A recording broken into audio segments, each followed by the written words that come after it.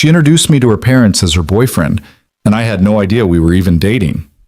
Daniel Brooks stood frozen in the doorway, candlelight flickering across a table set for four, while Rachel Monroe's mother embraced him like family. Her father's eyes cut through him like a blade through paper. In that moment, Daniel had two choices: expose the lie and humiliate his boss, or play along and risk everything he'd built as a single father. He chose wrong. If you want to see how one dinner destroyed and rebuilt a man's entire life, stay with me until the end. Hit that like button, drop a comment with the city you're watching from, and let me know how far this story travels. Now, let me take you back to where it all began. The alarm screamed at 5:47 a.m., 13 minutes before it was supposed to. Daniel Brooks didn't need to open his eyes to know what had happened. Small feet padded across the hardwood floor, and a moment later, a warm body crashed into his side with the force of a tiny meteor. "Daddy, I can't sleep anymore." He cracked one eye open. Lily was already dressed, if you could call it that. She wore her favorite purple tutu over pajama pants, a striped shirt that was definitely inside out, and one sock. Just one. "Lily, it's not even 6 yet." "But my brain is awake." She tapped her forehead with absolute certainty. "It told me so." Daniel groaned, but he was already sitting up, already reaching for her to pull her into a proper hug. This was the deal. This was the life. You didn't get to hit snooze when you were the only parent in the house. "Okay," he mumbled into her tangled hair. "Okay. Pancakes? With the faces?" "With the faces." She scrambled off the bed and thundered toward the kitchen, leaving Daniel alone for exactly 3 seconds of peace. He used those seconds to stare at the ceiling and remind himself that he was grateful. He was. Every single day, even the hard ones, especially the hard ones, he was grateful. The house was small. 2 bedrooms, 1 bathroom, a kitchen that connected to a living room that connected to a dining area that was really just a corner with a table. But it was theirs. He'd painted Lily's room lavender himself, spent an entire weekend on his knees with a roller brush and a YouTube tutorial. He'd hung the fairy lights above her bed and assembled the bookshelf that now held 43 books, exactly, because Lily counted them every night before sleep. 43 books. 1 sock. A brain that woke up too early. This was his life. What? By 7:15, Lily was fed, properly dressed, both socks located, and buckled into her booster seat. Daniel drove the familiar route to Morningstar Academy, a preschool that cost more than his car payment, but had a teacher named Miss Penny who actually listened when Lily talked about her imaginary friend, Sparkle, the invisible dragon. "Daddy?" "Yeah, baby?"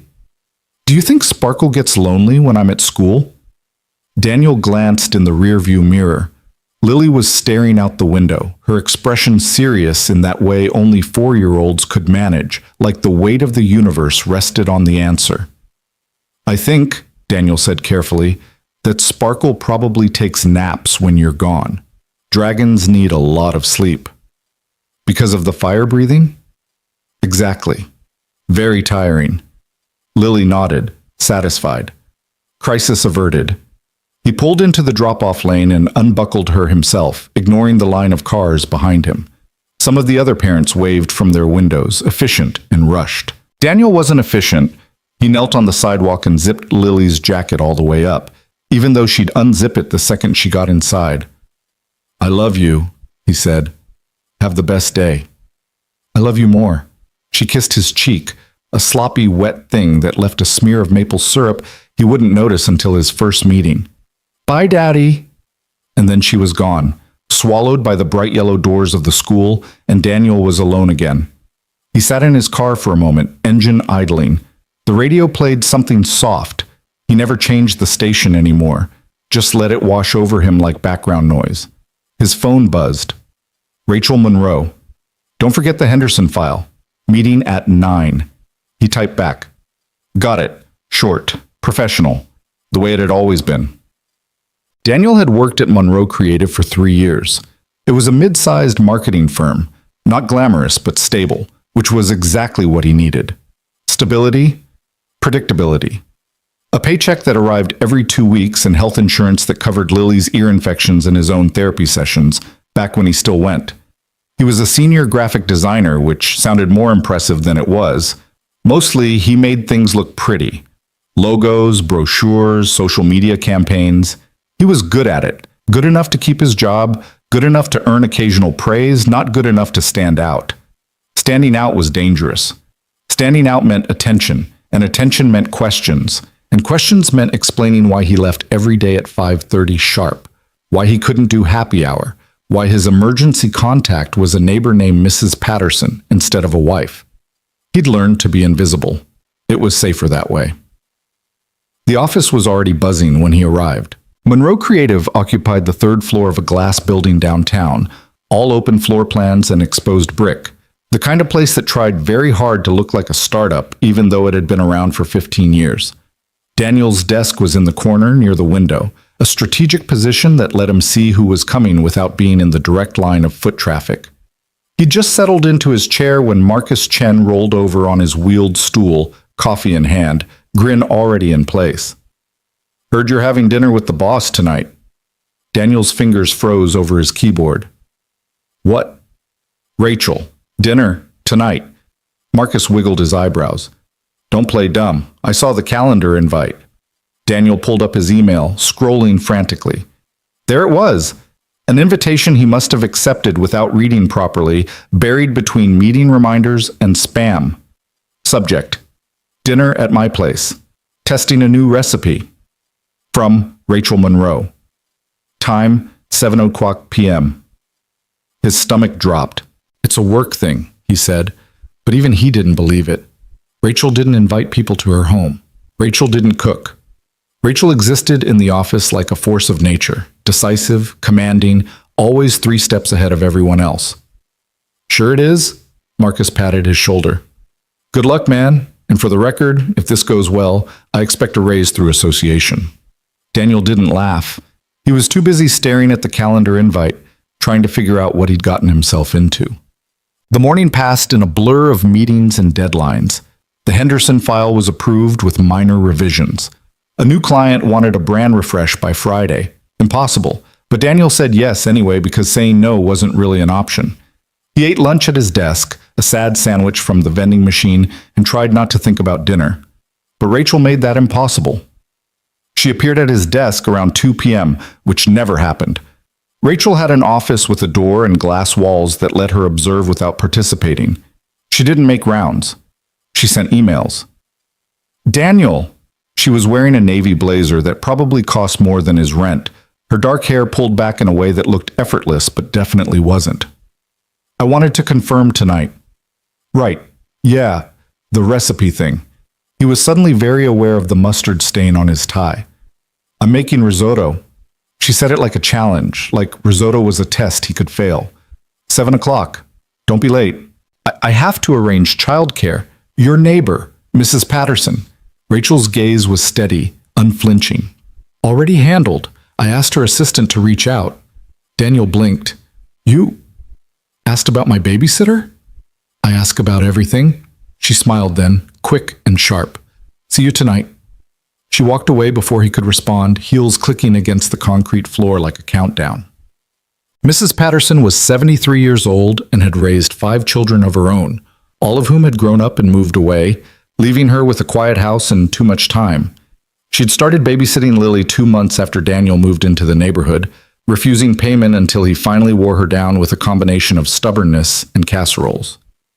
A date? She was practically glowing when Daniel dropped Lily off at 6:15. "Daniel, that's wonderful." "It's not a date, it's dinner with my boss." "You're very attractive, boss." "She's my boss."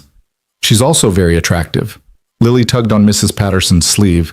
"What's attractive mean?" "It means pretty, dear." Mrs. Patterson winked at Daniel. "And your daddy's boss is very, very pretty." Daniel ran a hand through his hair, which probably looked like it hadn't been combed because it hadn't been combed. "Lily, be good for Mrs. Patterson. I'll pick you up by 9, okay?" "Okay, Daddy." But Lily was already distracted by Mrs. Patterson's cat, a fat orange thing named Muffin, who tolerated Lily's aggressive affection with the patience of a saint. Daniel kissed her forehead and fled. Rachel's house was not what he expected. She lived in a brownstone on the nice side of town, the kind of neighborhood where people had actual yards and dogs and seasonal decorations. Daniel parked his beat-up Honda Civic between a Tesla and a BMW, feeling distinctly out of place, and walked up to the front door. The doorbell was one of those smart ones with a camera. He resisted the urge to wave. Rachel opened the door, and for a moment Daniel forgot how to speak. She wasn't wearing work clothes. She was wearing jeans, and a soft white sweater that made her look like an actual human instead of a corporate machine. Her hair was down, falling past her shoulders in waves he'd never seen before. "You came." She sounded almost surprised. "You invited me." "I did." She stepped back, gesturing him inside. "Come in. Dinner's almost ready." The house smelled like garlic and butter and something rich and earthy. Candles flickered on the dining room table. Actual candles in actual holders, like this was an actual occasion. Daniel felt his throat tighten. "Rachel, what is—" "Daniel!" A woman's voice, warm and welcoming, came from somewhere deeper in the house. "We've heard so much about you." He turned. A woman in her late 50s emerged from the kitchen, wiping her hands on an apron. She had Rachel's eyes, dark, intelligent, assessing, but her smile was softer, more immediate. Behind her, a man appeared, tall, silver-haired, with the kind of posture that suggested military service or extreme discipline. Rachel's hand found Daniel's elbow, and her voice dropped to a whisper. "Just go with it." "Go with what?" But before she could answer, the woman had crossed the room and pulled Daniel into a hug that smelled like expensive perfume and home cooking. "I'm Catherine," she said, pulling back to cup his face in her hands. "Rachel's mother, and this is Thomas, her father. We've been dying to meet the man who finally stole our daughter's heart." Daniel's brain short-circuited. Stole her heart? He looked at Rachel, desperate for explanation, but she was already moving toward the kitchen, calling over her shoulder, "I'm going to check the risotto. Mom, don't interrogate him before he's had wine." "I would never," Catherine laughed, warm and delighted, and looped her arm through Daniel's. "Now tell me everything. How did you two meet? Rachel never shares details." Daniel opened his mouth. Nothing came out. He was standing in his boss's house, being embraced by her mother, while her father watched from the corner with eyes that could cut glass. And apparently, he was Rachel Monroe's boyfriend. What had she done? Simam. Catherine Monroe was a talker. Within 5 minutes, Daniel learned that she'd been married to Thomas for 37 years, that she volunteered at the local hospital 3 days a week, and that she'd been worried about Rachel withering away at that office until she'd mentioned Daniel's name 3 weeks ago. 3 weeks? Daniel managed. "You know how private she is." Catherine waved a hand. "Had to drag it out of her, but the moment she said Daniel, I could tell. A mother knows." Daniel nodded, feeling like he was watching himself from a great distance. His body was accepting wine and taking a seat at the candlelit table. His body was shaking Thomas Monroe's hand, a grip that could crush stone, and murmuring platitudes about what a lovely home they had. But his mind was screaming, 3 weeks. She'd been telling them about a boyfriend named Daniel for 3 weeks, which meant this wasn't spontaneous, this wasn't a misunderstanding, this was planned. Rachel returned with the risotto, plating it with the precision of a surgeon. She sat beside Daniel, close enough that their knees touched under the table, and smiled at him like he was someone she loved. "I'm so glad you're here," she said, loud enough for her parents to hear. Daniel held her gaze, smiled back, and whispered, so quiet only she could hear, "You're going to explain this later." After dessert, she patted his hand. "I made tiramisu. Check that." Dinner was exquisite. The risotto was perfect, creamy, rich, seasoned exactly right. There was a salad with vinaigrette Rachel had made herself, and bread that was warm and crusty and somehow still soft inside. Daniel ate without tasting, his attention split between answering Catherine's endless questions and trying to decode the silent conversation happening between Rachel and her father. Thomas hadn't spoken much. He'd asked about Daniel's work. "Senior graphic designer, is it?" in a tone that suggested he already knew and wasn't impressed. He'd asked about the company's trajectory, about growth projections, about where Daniel saw himself in 5 years. Work questions. Safe questions. The kind of questions that established hierarchy without openly insulting anyone. But Daniel could feel something building beneath the surface. Thomas was circling, looking for an opening, and Daniel knew with sickening certainty that the opening would come. So Daniel, Thomas set down his wine glass, the crystal catching the candlelight. Rachel tells us you have a daughter. There it was. I do. Daniel kept his voice steady. Lily, she's 4. And her mother? Thomas. Catherine's voice was sharp. We discussed this. It's a fair question. It's not a fair... It's okay. Daniel surprised himself with how calm he sounded. Her mother passed away when Lily was 6 months old. The table went silent. Catherine's hand flew to her chest. Even Thomas had the decency to look momentarily uncomfortable. I'm so sorry, Catherine whispered. Rachel didn't mention. It was a difficult time. Daniel took a breath. He'd told this story before, to teachers and doctors and the occasional nosy coworker. It never got easier, but he'd learned to package it, to make it palatable for polite company. Postpartum complications, she developed an infection that went septic. By the time we realized how serious it was, he trailed off. Rachel's hand found his under the table, and this time it didn't feel like an act. It's been almost 4 years, Daniel continued. Lily doesn't remember her. Sometimes I don't know if that's better or worse. It's neither. Catherine's eyes were wet. It simply is. And you're still here raising that child on your own. That's not nothing. Daniel nodded, grateful for her kindness, even as he felt the weight of Thomas's stare. It must be difficult, Thomas said. His tone was careful now, measured, but there was something predatory underneath.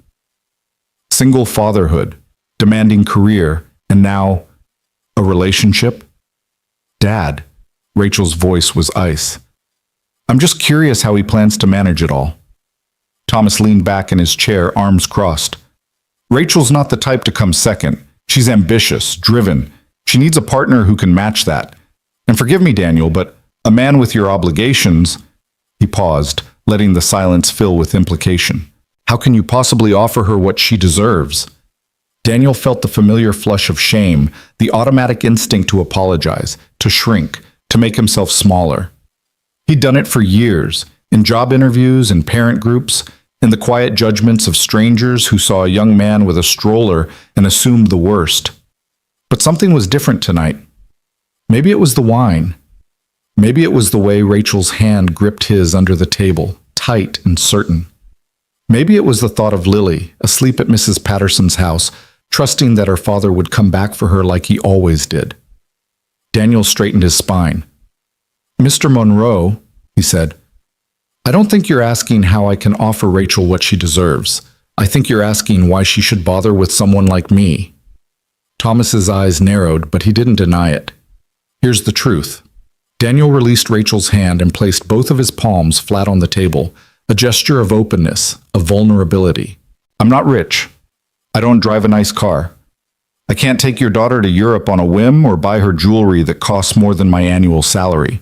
I go home at 5:30 every day because my daughter needs dinner and a bath and a bedtime story, and nothing will ever be more important to me than that. He paused, letting the words settle. But here's what I can offer. I show up. Every single day, no matter how tired I am, no matter how hard it gets, I show up. I don't make promises I can't keep. I don't disappear when things get difficult. And I know what it means to build something from nothing, to fight for a life you didn't expect but refused to give up on. Catherine was crying openly now. Thomas's expression was unreadable. Your daughter is remarkable, Daniel continued, glancing at Rachel, who was staring at him with an expression he couldn't decode. She doesn't need someone to match her ambition. She needs someone who will stand beside her, not in front of her. Someone who understands that strength isn't about power, it's about endurance. He turned back to Thomas. You asked what I can offer. I can offer consistency. I can offer effort.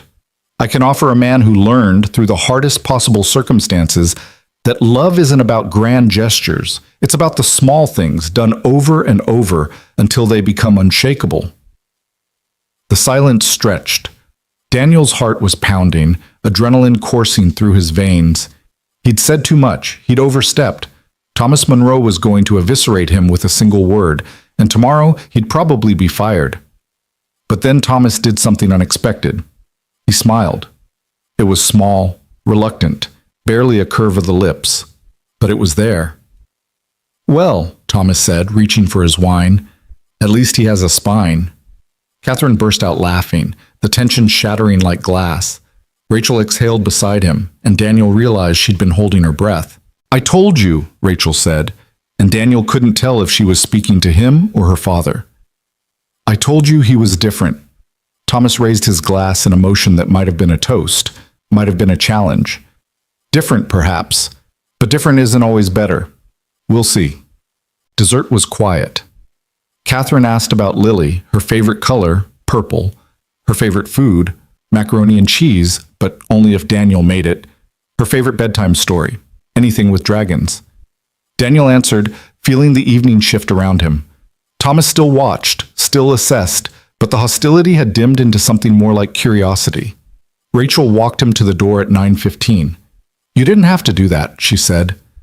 The hallway was dark, the house settling into night around them.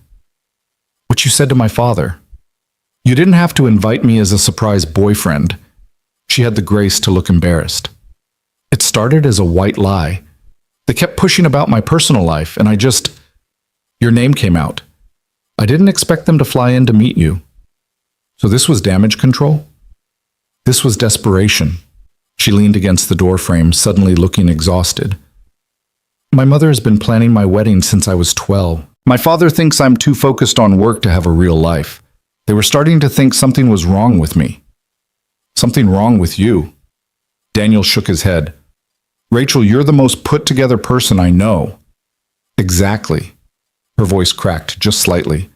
"I'm always put together, always in control, and they don't understand that I chose this, that my career is my passion, not my consolation prize. But they wouldn't listen. They kept saying I was lonely, that I was hiding. And then they announced they were coming to dinner, and I panicked." Daniel should have been angry. He should have demanded an apology, an explanation, a promise that this would never happen again. Instead, he thought about Lily, about all the times he'd smiled through exhaustion, pretended everything was fine, performed the role of the capable single father even when he was drowning. "Why me?" he asked. Rachel met his eyes. "Because you're the only person at that office who doesn't look at me like I'm either a conquest or a threat. Because you leave at 5:30 every day and you don't apologize for it, and that's, I don't know, refreshing. That's not a reason to drag me into a fake relationship." "I know." She reached out, touched his arm. "I owe you. I know I owe you. I'll find a way to explain to them that it didn't work out, and you won't have to deal with any of this again." Daniel looked at her, really looked.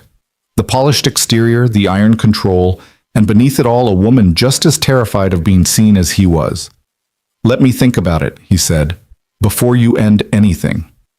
"What?" "I said let me think about it." He stepped back into the night air. "Good night, Rachel." He was halfway to his car when her voice stopped him. "Daniel?" He turned. She was standing in the doorway, backlit by the warm glow of her home, looking nothing like his boss and everything like someone he didn't recognize. "Thank you," she said, "for what you said to my father, even if it was just acting." Daniel thought about the speech he'd given, the words that had poured out of him, unplanned and raw, the truth of them, the weight. "It wasn't," he said, "acting." He got in his car and drove away before she could respond. But Mrs. Patterson was asleep on the couch when Daniel arrived, muffin curled at her feet. Lily was in the guest bedroom, clutching a stuffed bear that wasn't hers, but that Mrs. Patterson kept just for her. Daniel gathered his daughter carefully, trying not to wake her. She stirred anyway, burrowing into his chest. "Daddy?" "I'm here, baby. Let's go home." "Did you have fun at dinner?" He thought about the question, about Rachel's parents and the candlelight, and the moment he'd defended a relationship that didn't exist to a man who saw right through him. "Yeah," he said, surprising himself with the truth of it. "I think I did." Lily was asleep again before they reached the car. At home, Daniel tucked her into bed, checking the fairy lights, counting the 43 books, kissing her forehead the way he'd done every night for almost 4 years. Then he stood in the hallway, alone, and let himself feel everything he'd been suppressing. He was exhausted. He was confused. He was, against all reason, intrigued. Rachel Monroe had thrown a grenade into his carefully constructed life, and instead of running, some part of him wanted to see where the shrapnel landed. His phone buzzed. Rachel Monroe. Thank you again. I mean it. He stared at the screen for a long moment, then typed back. Daniel. What happens now? 3 dots appeared, disappeared, appeared again. Rachel. I don't know, but I'd like to find out. Daniel set the phone down, walked to the kitchen, poured himself a glass of water he didn't really need. Outside, the city hummed with distant traffic and the quiet sounds of neighbors settling into sleep. Inside, his daughter breathed softly, safe and warm, and completely unaware of the chaos unfolding in her father's heart. This was his life. Routine, survival, the fragile balance he'd spent years building, and now Rachel Monroe wanted to shake it all apart. The question was, would he let her? Otes. Daniel didn't sleep that night. He lay in bed, staring at the ceiling, replaying every moment of the dinner like a film on loop. Thomas Monroe's cold assessment, Catherine's tearful warmth, Rachel's hand in his, and the way she'd looked at him in the hallway, like he was something she hadn't expected but couldn't quite look away from.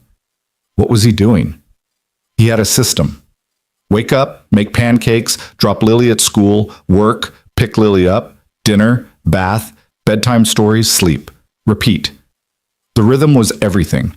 It kept him sane, kept him moving, kept the grief at bay. And now Rachel wanted to, what? Continue the charade? Turn the lie into something real? He thought about Meredith. It had been almost 4 years since she'd died. But some nights, the memory still knocked the breath out of him, the way she'd laughed at his terrible jokes. The plans they'd made, a bigger house, a second child, a life that stretched into forever. And then the fever that wouldn't break, and the doctors who spoke in careful euphemisms, and the moment he'd held her hand and felt it go still. Lily had been in the NICU, too small and fragile to understand that her mother was disappearing in a room 2 floors above. Daniel had split himself between them, rocking his daughter through the night, sitting vigil at his wife's bedside during the day, until there was nothing left of him but numbness and determination. He'd survived. That was the word he used, even now. Survived. Not thrived. Not healed. Just continued. And continuing meant not taking risks, not letting anyone close enough to shatter him again. So why was he even considering this? The next morning, Lily wanted waffles. You said pancakes yesterday, Daniel reminded her, already pulling ingredients from the cabinet. That was yesterday. Today is a waffle day. We don't have a waffle iron. Lily considered this devastating news. Then we should get one. With what money? The money in the piggy bank. Daniel laughed despite himself. Lily's piggy bank contained approximately $17 in loose change, collected 1 penny at a time from couch cushions and parking lots. Tell you what, he said, we'll put waffles on the wish list. For now, pancakes with extra chocolate chips? Lily sighed dramatically, but nodded. Fine, but make them in the shape of a dragon. I thought you wanted them with faces. That was yesterday, Daddy. Keep up. But work was complicated. Daniel arrived to find Marcus already hovering near his desk, practically vibrating with curiosity. Well, Marcus demanded, how was it? Did you survive? Did she murder you with a sauce whisk? Good morning to you too. Don't change the subject. I need details, specifics. Was there wine? There was definitely wine. What year? What region? Daniel sat down and pulled up his email, trying to project a calm he didn't feel. It was fine. Just dinner. Just dinner, right. Because the boss invites everyone to her house for just dinner. Marcus air-quoted aggressively. Come on, man, throw me a bone here. There's nothing to tell. Your face says otherwise. Daniel turned to face him fully. Marcus, I appreciate the curiosity, but I really don't want to talk about it. Something in his tone must have landed because Marcus backed off, hands raised in surrender. Okay, But if you change your mind, I'm here, with snacks and zero judgment. Noted. Marcus rolled away, and Daniel tried to focus on his screen. The Henderson revisions were waiting. A new brief had come in overnight. Something about a restaurant rebrand needed by EOD Friday. Normal work? Normal problems. But his gaze kept drifting to Rachel's office. She was in there, visible through the glass walls, on the phone with someone. Her posture was perfect, her expression unreadable.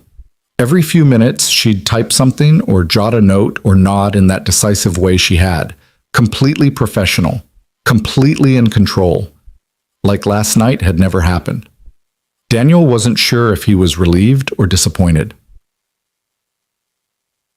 The day crawled. By noon, Daniel had finished the Henderson revisions and started sketches for the restaurant project, but his concentration was shot. Every time his phone buzzed, he expected it to be Rachel. Every time someone walked past his desk, he tensed. This was ridiculous. He was acting like a teenager with a crush, not a 32-year-old father with responsibilities. At 12:47, his phone did buzz, but it wasn't Rachel. Mrs. Patterson. Lily's school called. Nothing serious. She scraped her knee at recess. Nurse cleaned her up, but she's asking for you. Daniel was on his feet before he finished reading. He grabbed his bag, sent a quick email to his supervisor about a family emergency, and was in his car within 3 minutes. The drive to Morningstar Academy took 15 minutes in normal traffic. He made it in 9. Lily was in the nurse's office, perched on a cot with a bright pink bandage wrapped around her knee. Her eyes were red-rimmed but dry, and when she saw Daniel, her whole face crumpled with relief. "Daddy!" He crossed the room in 2 steps and scooped her up, holding her tight. Hey, it's okay. I'm here. I've got you." I fell off the monkey bars. Her voice was muffled against his shoulder. Emma said I couldn't do the high ones, and I wanted to show her, and then I fell, and there was blood, and it hurt so much, Daddy. "I know, baby. I know." He pulled back to look at her, brushing hair from her face. "But you're so brave. Look at you. Not even crying anymore." I cried a little. "That's okay. Crying's allowed, especially when there's blood." The nurse, a kind-faced woman named Janet, who Daniel had met half a dozen times for various minor injuries, handed him a form to sign. "She's fine. The cut wasn't deep and we cleaned it thoroughly. Just keep it dry tonight, and maybe an ice cream wouldn't hurt." Lily's eyes lit up. "Ice cream?" Daniel shot Janet a look that was half gratitude, half exasperation. "Thanks for that." "Any time." "Well, they got ice cream." Of course they did.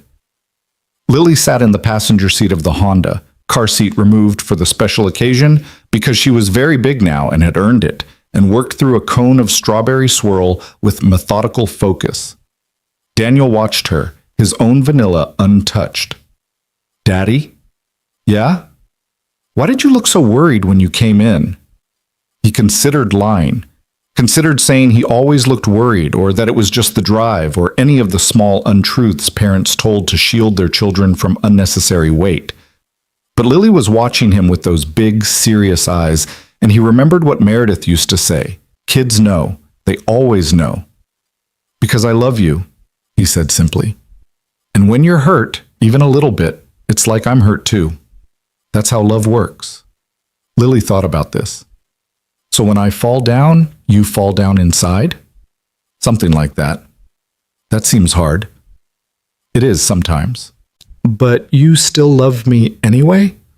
"I'll love you anyway forever, no matter what." She nodded, satisfied, and returned to her ice cream. Daniel finally took a bite of his own, letting the cold sweetness ground him in the present moment. This was why he'd built his life the way he had.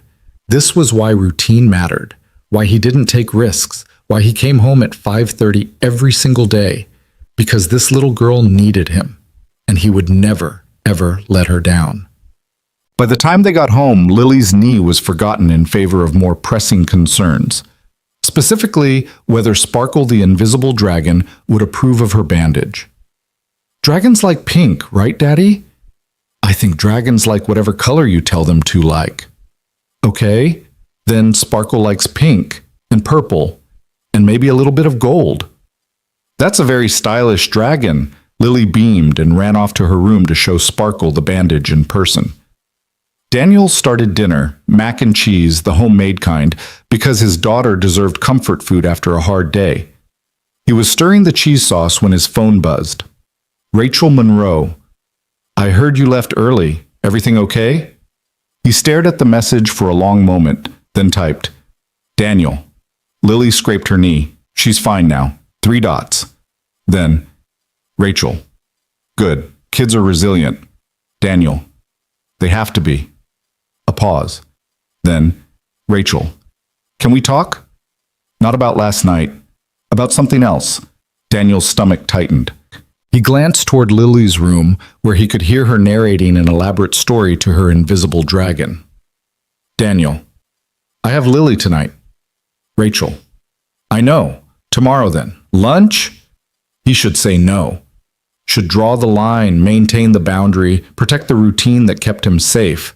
But he thought about the way Rachel had looked at him in the hallway, the way she'd said different, the way for just a moment she'd seemed as lost as he felt. Daniel. Okay. Rachel. Thank you. He put the phone down and stirred the cheese sauce until it was perfect, smooth and golden and exactly the way Lily liked it. Purpose. That night, after dinner and bath time and 3 bedtime stories, 2 about dragons, 1 about a princess who saved herself, Daniel sat alone in the living room and let himself think. About Meredith. About the life they'd planned and the life he'd built instead. About Rachel. About the impossible situation she'd created and the even more impossible way he felt about it. About Lily. About the 43 books and the 1 sock and the brain that woke up too early. He didn't have answers. He wasn't sure he even had the right questions yet. But for the first time in almost 4 years, Daniel Brooks felt something other than survival. He felt possibility. And he wasn't sure if that terrified him or saved him. The next morning, Lily's brain woke up on time. Daddy? She was standing in his doorway, fully dressed, both socks matching. I'm ready for school. Daniel blinked at the clock. 6:42 a.m. This was unprecedented. Who are you and what have you done with my daughter? Lily giggled. I wanted to surprise you. Mission accomplished. He sat up, rubbing his eyes. Pancakes? With dragon shapes? Always. They moved through the morning routine together. Breakfast, toothbrushing, the eternal search for matching shoes. By 7:30, Lily was buckled into her car seat, chattering about Emma and the monkey bars, and how she was definitely going to try again tomorrow because dragons don't give up. Daniel smiled and drove and tried not to think about lunch with Rachel. He failed. Noon arrived like a verdict. Daniel met Rachel at a cafe 3 blocks from the office, far enough to avoid curious coworkers, but close enough to make the meeting feel casual. She was already there when he arrived, seated at a corner table with 2 menus and an expression he couldn't read. Hi, he said, sliding into the seat across from her. Hi. She pushed one of the menus toward him. I ordered water. I wasn't sure what you'd want. Water's fine. They sat in silence for a moment, the cafe buzzing around them with the sounds of other people's conversations. Finally, Rachel spoke. I talked to my mother this morning. Daniel's stomach dropped. And? She adores you. She's already planning the wedding. She asked me what kind of flowers you like. What did you tell her? That I'd have to ask. Rachel's lips twitched. I deflected. I'm good at that. What about your father? He's reserving judgment. She picked up her water glass, rotated it slowly between her palms. He called you interesting. Coming from him, that's practically a marriage proposal. Daniel laughed despite himself. Interesting. That's one word for it. He also said you have spine, which is the highest compliment he gives. Rachel set the glass down and met his eyes. Daniel, I need to ask you something, and I need you to be honest. Okay. Last night, when you said that thing to my father about showing up, about consistency, about what you could offer, she paused, searching his face. Were you talking about me? Or about Lily? The question hit him like a physical blow. Because the truth was, he didn't know. The truth was, the words had come from somewhere deep and unexamined, a place he'd kept locked since Meredith died. Both, he said finally. Neither. I don't know. Rachel nodded, like this was the answer she'd expected. I'm not looking for a relationship. I need you to understand that. My life is complicated. Work is everything to me. I don't have room for... Rachel. He held up a hand.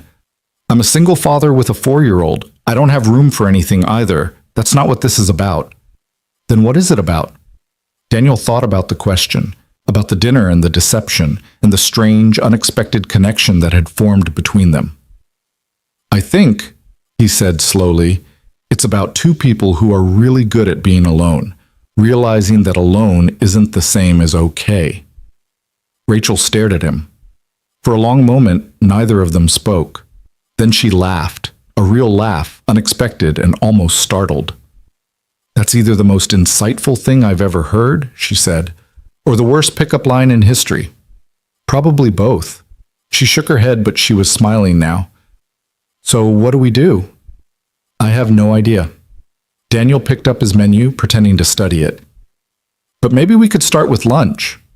Lunch, Rachel repeated. I can do lunch. Good. He looked up at her and something in his chest loosened. Just a little, just enough. Then let's start there.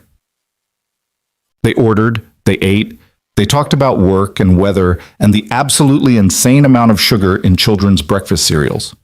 Normal things. Safe things. But underneath it all, something had shifted.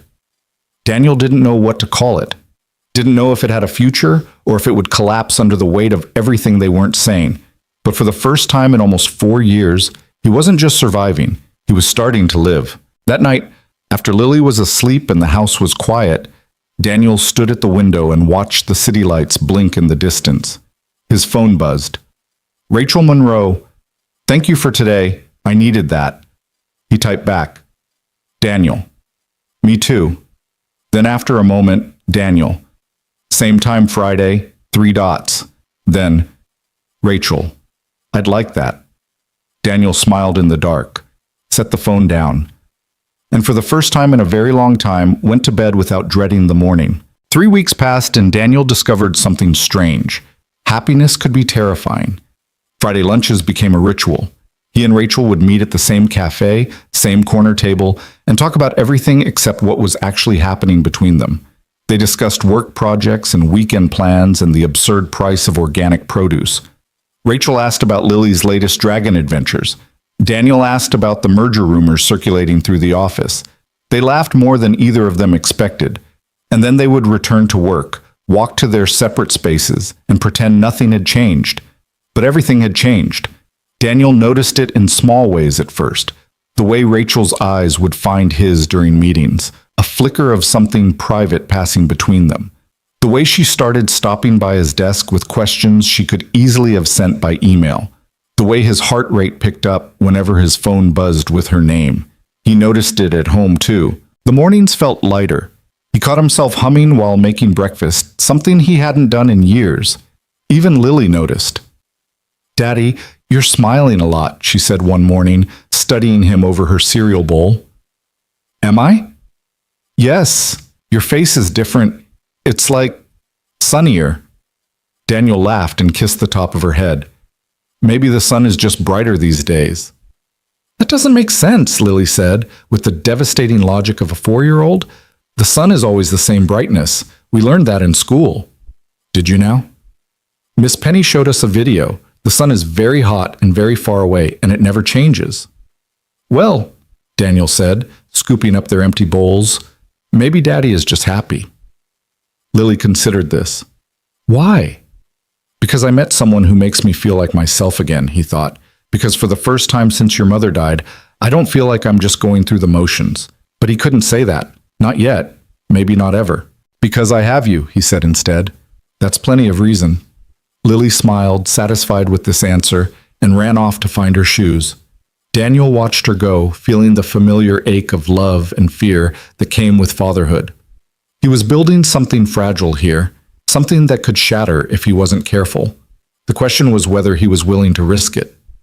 The answer, terrifyingly, was yes. On the fourth Friday, Rachel arrived at the cafe looking different. Her usual composure was cracked around the edges, and there were shadows under her eyes that makeup couldn't quite hide. "You look exhausted," Daniel said before he could stop himself. Charming as always. But she smiled as she sat down, the expression not quite reaching her eyes. "It's been a week. Want to talk about it?" Rachel hesitated. In the 3 weeks they'd been doing this, she'd been careful to keep certain things separate.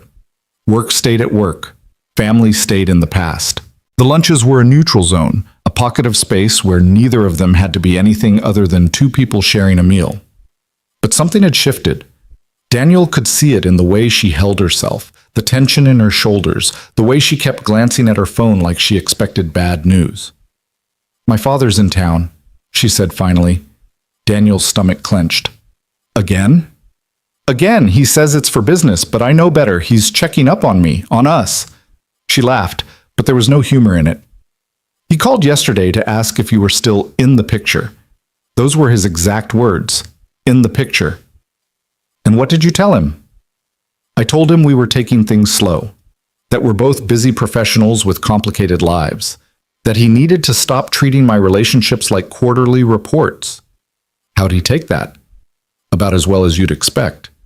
Rachel picked up her water glass, set it down without drinking. "He wants to have dinner, the three of us. This Sunday." The word hit Daniel like a brick. Dinner. With Thomas Monroe, the man who had looked at him like a problem to be solved, who had questioned his worth and his capabilities and his right to be in Rachel's life. "I know," Rachel said, reading his expression. "I told him it was too soon, that we weren't ready for another family inquisition. But he's insistent. That's one word for it. He's concerned." She said it like an apology. "In his own way. He thinks I'm making a mistake. He thinks you're a distraction from my career, and he's worried I'm going to throw everything away for what he considers a fling." Daniel felt something cold settle in his chest. "Is that what this is? A fling?" "No." Rachel's voice was firm. "That's not what I said. But that's what he thinks. What he thinks doesn't matter. It matters to you." Daniel kept his voice gentle, but the words landed anyway. "Rachel, I've seen how you are with him. You care about his opinion more than you want to admit." She was quiet for a long moment. The cafe chattered around them, oblivious to the tension at their corner table. "He wasn't always like this," she said finally. "When I was a kid, he was different, softer. He used to read me bedtime stories and take me to the park and tell me I could be anything I wanted." She paused, something painful flickering across her face. "And then I grew up, and I became exactly what he raised me to be. Ambitious, driven, focused. And somehow, that's still not enough." "Enough for what?" "For him to stop worrying, stop managing, stop treating my life like a project he needs to oversee." She looked at Daniel, and he saw something raw in her eyes, something she usually kept hidden. "I'm 34 years old, and he still doesn't trust me to make my own decisions." Daniel understood that more than she knew, the weight of other people's expectations, the constant feeling of being watched, judged, found wanting. He'd lived it for years, in the pitying looks of other parents, in the subtle assumptions of colleagues, in the way strangers would see him with Lily and assume there must be a mother somewhere, some adult woman handling the real work. "What do you want to do?" he asked. "I want to tell him to stay out of my life." Rachel's voice was sharp, then softened. "But I can't. He's my father, and he means well, even when he's being impossible." "Then we'll do dinner." Rachel blinked. "What?" "Sunday, your father, the three of us." Daniel shrugged, trying to project a calm he didn't feel. "If he needs to see that I'm not going anywhere, then let's show him." "Daniel, you don't have to." "I know I don't have to." He reached across the table, not quite touching her hand. "But I want to. Whatever this is between us, I'm not interested in hiding from it, and I'm definitely not interested in letting your father scare me off." Rachel stared at him. For a moment, she looked almost young, uncertain, hopeful, nothing like the commanding executive who ran conference rooms with an iron will. "You're either very brave," she said, "or very stupid. Probably both." She laughed, really laughed, and something in the air between them shifted. Sunday then, 7 o'clock, my place again. I'll be there. And Daniel? She finally let her fingers brush his, just for a moment. Thank you. He carried that touch with him for the rest of the day. It was small, barely there, but it meant something. It meant she was willing to be vulnerable. It meant she was choosing him, even when that choice was hard. It meant, against all odds, that this was real. The weekend came too fast. Saturday morning, Daniel woke to Lily climbing into his bed at her usual too early hour. She was wearing her purple tutu again, this time over mismatched pajamas. Daddy, I had a dream about Sparkle. Yeah? What happened? She saved a princess from a tower, but the princess didn't want to be saved. She wanted to learn how to fly by herself. Daniel pulled her close, inhaling the sweet smell of her shampoo. That sounds like a very independent princess. Miss Penny says independent means doing things yourself. Miss Penny is very smart. I know. Lily wiggled free and sat up, studying his face with that unsettling intensity she sometimes had. Daddy, are you nervous? About what? About tomorrow. Mrs. Patterson said you have a big dinner tomorrow. She said it was very important. Daniel made a mental note to have a conversation with Mrs. Patterson about information sharing. It's just dinner, baby, with a friend from work. The pretty lady? He paused. What pretty lady? The one you think about when you're making breakfast. Your face gets all soft, like when you read me dragon stories. Daniel stared at his daughter, stunned. 4 years old, and she could read him better than anyone.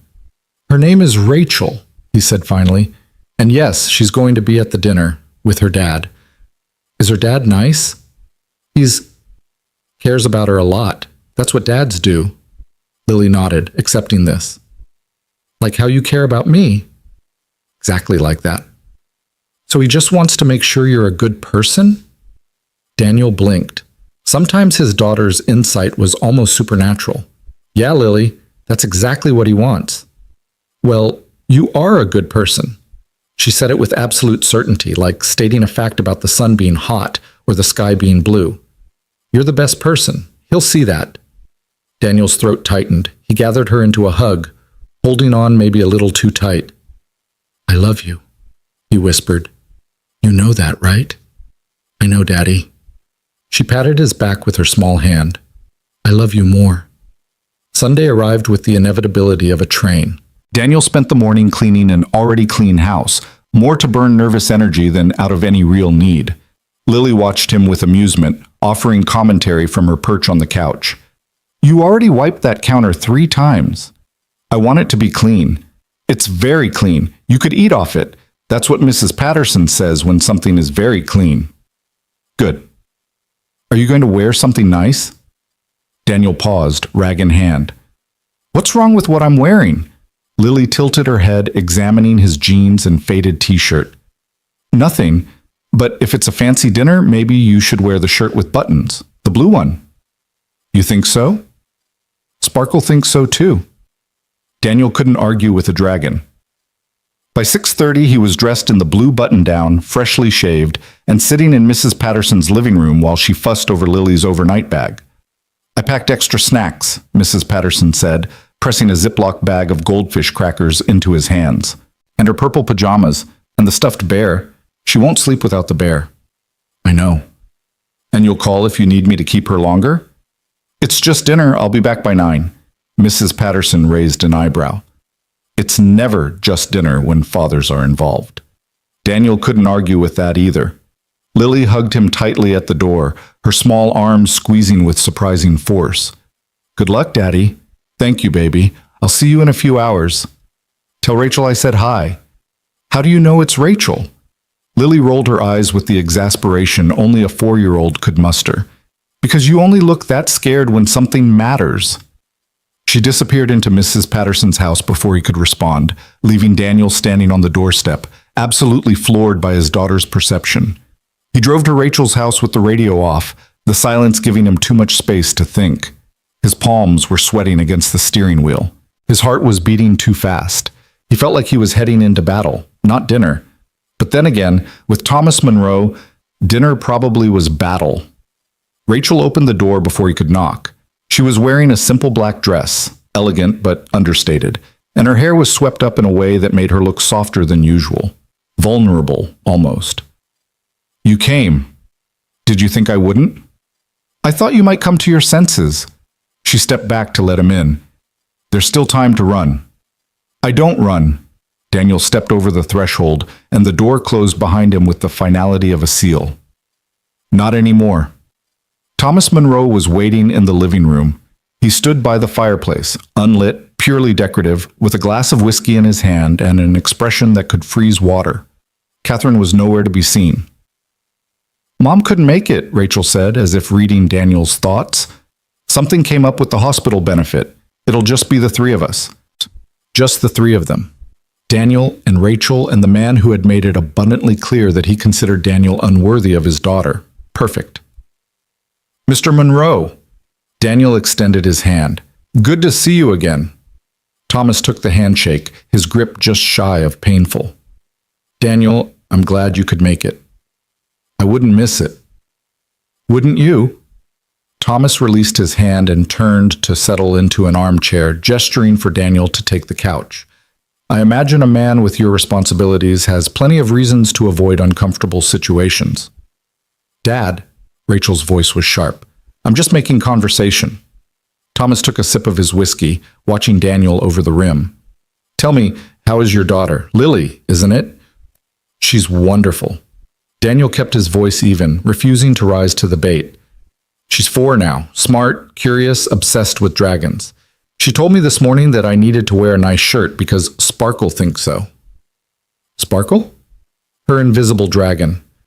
Thomas's expression flickered. Not quite a smile, but something close. "An invisible dragon? That's creative." "She's very imaginative. Gets it from her mother." The room went quiet.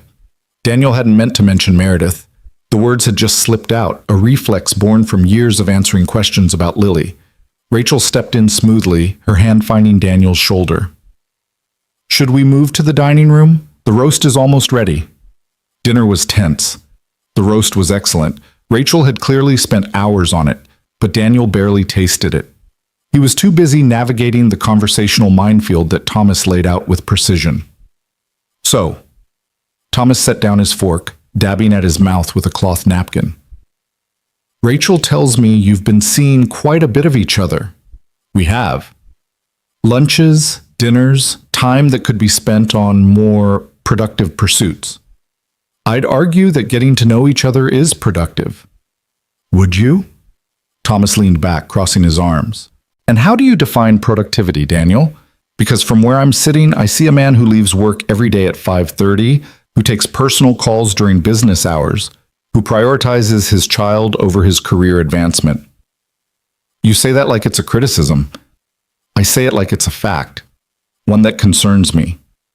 "Dad," Rachel's voice was strained. "We talked about this." "You talked? I listened. That doesn't mean I agreed." Thomas turned his attention fully to Daniel, and there was something almost predatory in his gaze. "You seem like a decent man, I'll give you that. But decency doesn't build empires. Decency doesn't secure futures. And my daughter deserves someone who can match her ambition, not someone who's content with mediocrity." The word hit like a slap. Mediocrity. Daniel felt the old shame rising, the familiar urge to shrink and apologize and make himself smaller. He'd spent years fighting that instinct, but it never fully went away. And then he thought of Lily, He thought of her sitting on Mrs. Patterson's couch, telling him that he was the best person. He thought of her faith in him, absolute and unwavering. He thought of all the mornings he'd made pancakes with dragon shapes, all the nights he'd read stories until his voice went hoarse, all the moments, big and small, that had built a life he was proud of. "Mr. Monroe," Daniel said, and his voice was steady. "I'm going to be honest with you." Thomas raised an eyebrow.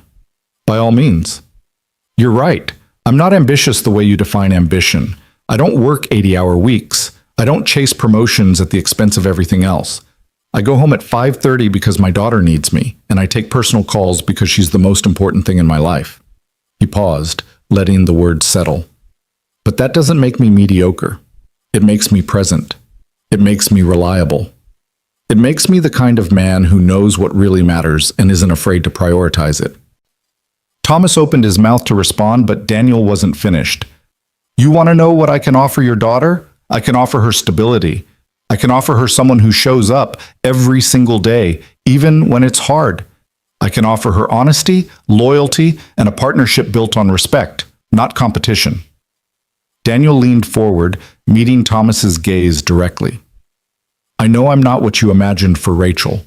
I don't have a corner office or a stock portfolio or a name that opens doors, but I have something that matters more than any of that. I have integrity, and I have the capacity to love someone fully, without conditions, without keeping score.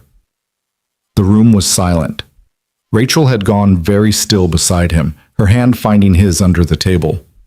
Thomas stared at him for a long moment. Daniel couldn't read his expression, couldn't tell if he'd made things better or catastrophically worse. And then Thomas Monroe did something unexpected. He laughed. It was a short sound, almost startled, like it had escaped against his will. He shook his head, reaching for his whiskey. Rachel said you had spine. I didn't believe her. Dad! No, let me finish. Thomas took a long sip, then set the glass down with a decisive click. I've spent 30 years building a business. I've met every kind of man you can imagine. Sycophants, opportunists, climbers, cowards. And you know what most of them have in common? Daniel waited. They tell me what they think I want to hear.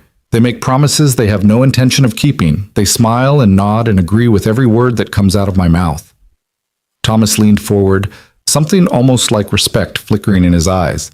You're the first person in a very long time who's told me to my face that I'm wrong. I didn't say you were wrong.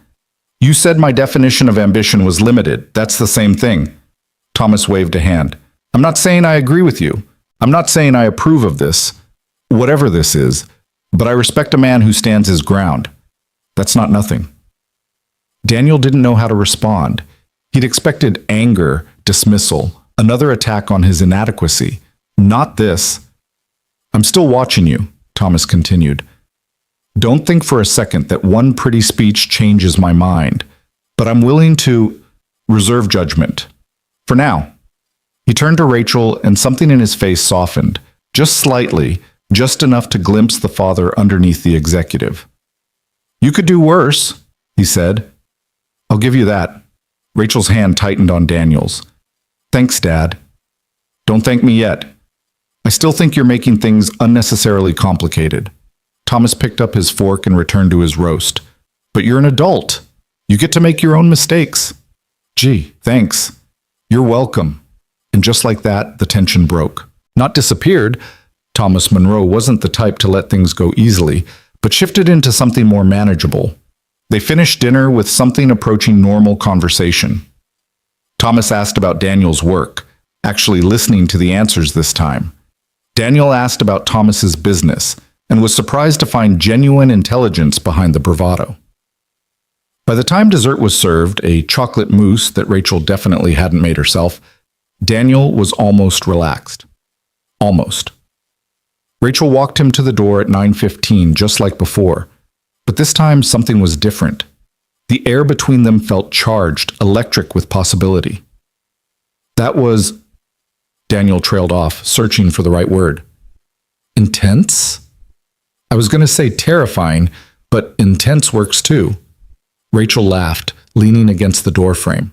You were incredible. I've never seen anyone talk to my father like that. I'm pretty sure I blacked out for part of it. Some kind of survival instinct. Whatever it was, it worked. She reached out, straightening his collar even though it didn't need straightening. He respects you, I could tell. He said he was reserving judgment. Coming from him, that's practically a marriage proposal. Daniel caught her hand, holding it against his chest. He could feel his own heartbeat, fast and uneven. Rachel, he said. What are we doing? She didn't pretend to misunderstand. I don't know. I've never done this before. Done what? Let someone in. She looked at him, and there was something raw in her eyes, something she usually kept locked away. I've spent my whole life building walls, being strong, being in control. And then you showed up, with your daughter and your pancakes and your speeches about integrity, and suddenly the walls don't feel as important anymore. Daniel's throat tightened. I'm scared too, you know. You? Scared? Terrified. He pulled her a little closer, close enough that he could see the gold flecks in her brown eyes. The last time I let myself love someone, I lost her. And it almost destroyed me. The idea of going through that again. Hey, Rachel's free hand came up to cup his face. I'm not going anywhere, and I'm not asking for guarantees, I'm just asking for a chance. A chance, Daniel repeated, to see where this goes, to figure it out together. No pressure, no expectations, just us. Daniel looked at her, really looked, at the woman who had thrown his life into chaos with a single dinner invitation, at the woman who had stood beside him while her father picked him apart, at the woman who was, despite everything, choosing him. Okay, he said. Okay? Us, together, figuring it out. He smiled, feeling something warm unfurl in his chest. I can do that. Rachel smiled back, and it was the most genuine expression he'd ever seen on her face. Good, because I wasn't really giving you a choice. She kissed him then, quick and soft, barely more than a brush of lips, and stepped back before he could react. Good night, Daniel. Good night, Rachel. He drove home with the radio still off, but the silence felt different now. Fuller. Like it was holding space for something new. Lily was asleep when he picked her up from Mrs. Patterson's. She didn't stir when he carried her to the car, didn't wake when he tucked her into bed. He stood in her doorway for a long moment, watching her breathe, counting the fairy lights, feeling the weight of everything he was building. A life. A real one. Not just survival, but something more. His phone buzzed. Rachel. Thank you for tonight. My father just texted me. He said, and I quote, "The kid's not completely hopeless." Daniel laughed in the dark. Daniel. High praise. Rachel. The highest. He's basically planning our wedding now. Daniel. Let's maybe get through another dinner first. Rachel. Deal. Next Friday? Daniel. I'll be there. He set the phone down and went to bed, and for the first time in a very long time, he fell asleep with a smile on his face. The weeks that followed were a strange kind of beautiful. Daniel and Rachel settled into a rhythm. Lunches became dinners. Dinners became weekends. Slowly, carefully, they built something together, not the grand romance of movies, but something quieter and more real. Rachel met Lily on a Saturday afternoon in late October. Daniel had agonized over the timing for weeks, terrified that it was too soon, that Lily wouldn't understand, that he was making a mistake he couldn't take back. But Rachel had been patient. She'd let him set the pace, never pushing, always asking. And when he'd finally said yes, she'd shown up at his door with a stuffed dragon she'd found at some boutique toy shop, purple and sparkly and perfect. For Lily, she'd said, suddenly looking nervous.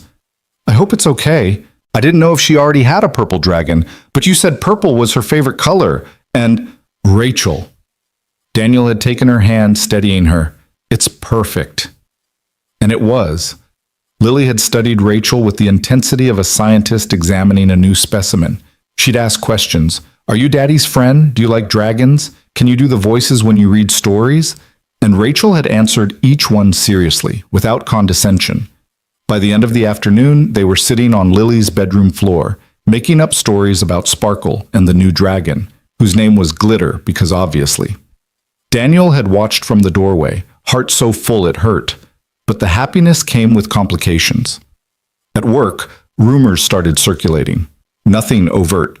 Rachel was too careful for that, but whispers in break rooms, meaningful looks in meetings. People noticed that Daniel left for lunch every Friday at the same time. They noticed Rachel stopping by his desk, her usual briskness softened into something else. They noticed, and they talked. Marcus was the first to say it out loud. So, he cornered Daniel by the coffee machine one morning, eyebrows raised. You and the boss, huh? I don't know what you're talking about. Sure you don't. Marcus grinned.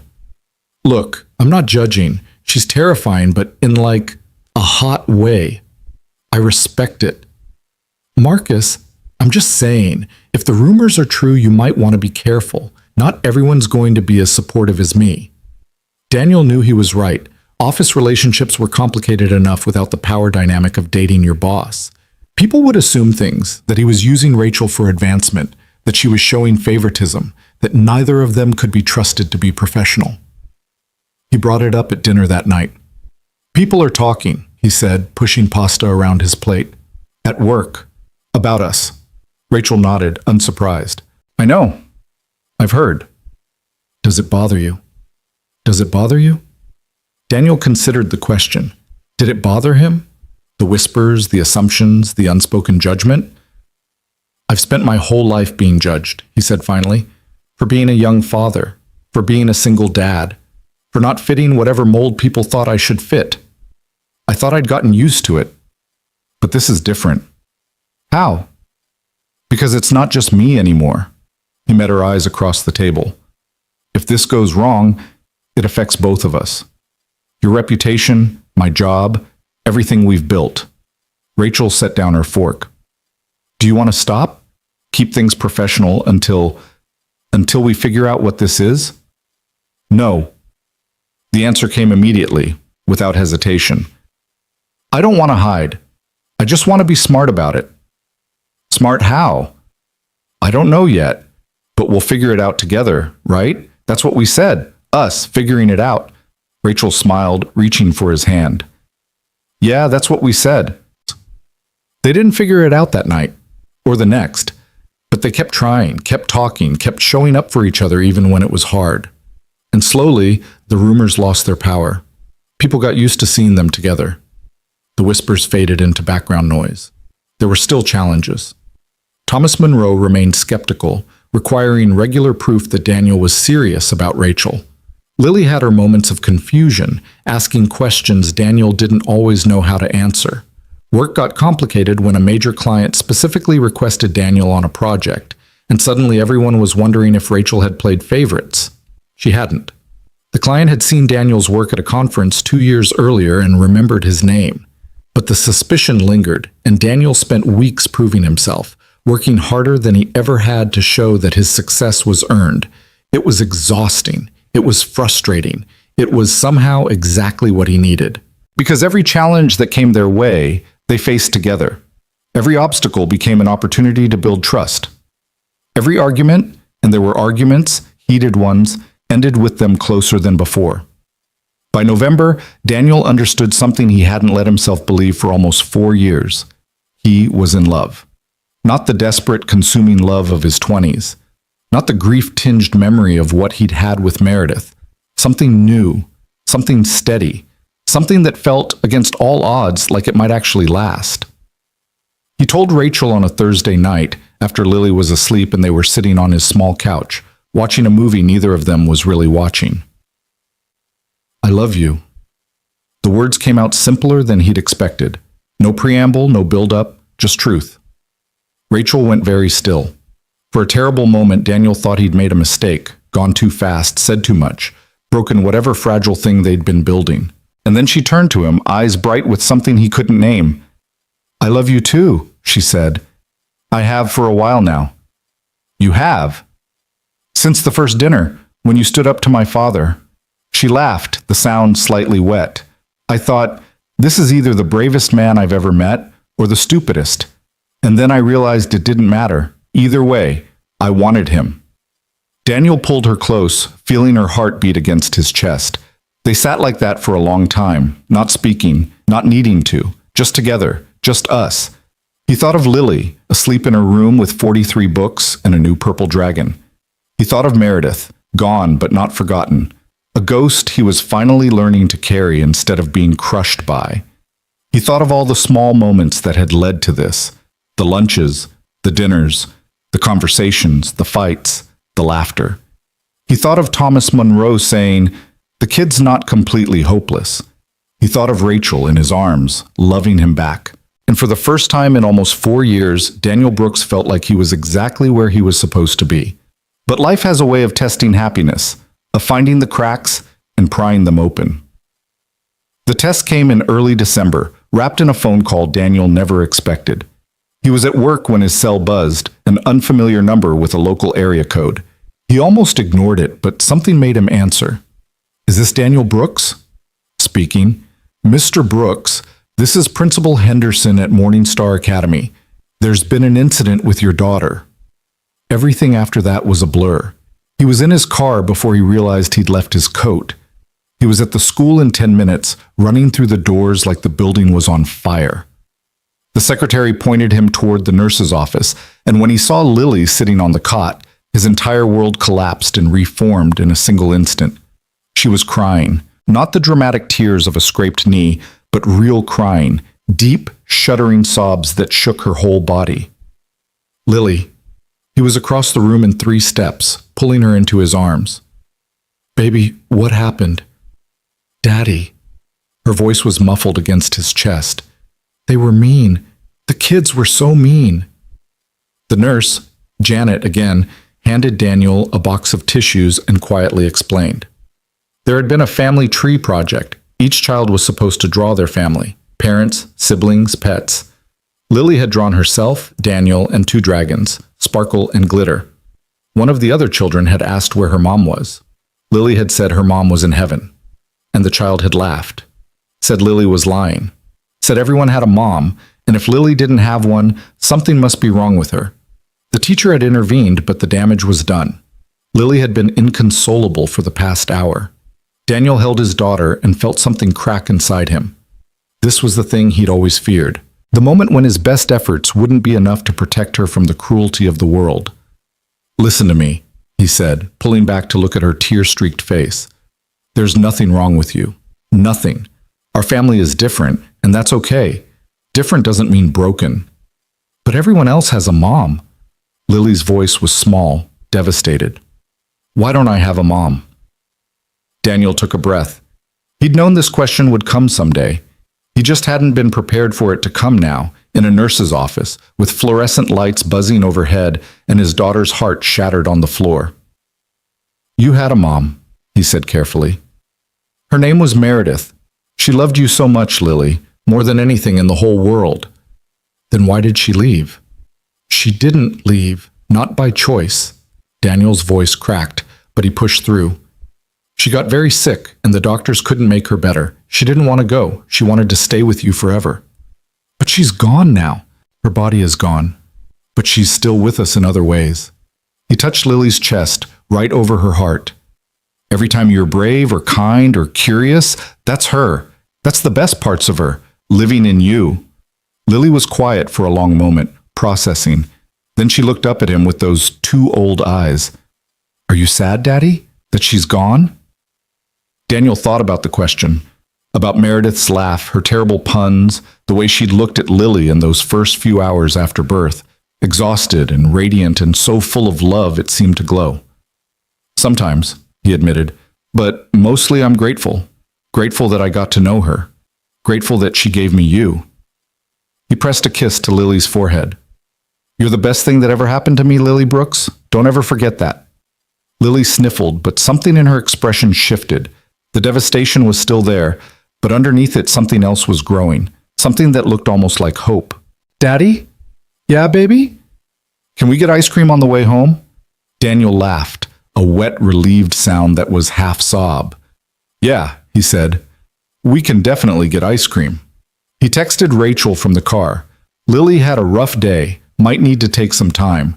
Her response came immediately. "Whatever you need. I'm here." 3 words. Simple. Certain. Daniel looked at his daughter in the rearview mirror, still clutching the tissue the nurse had given her, and felt something settle in his chest. They would be okay.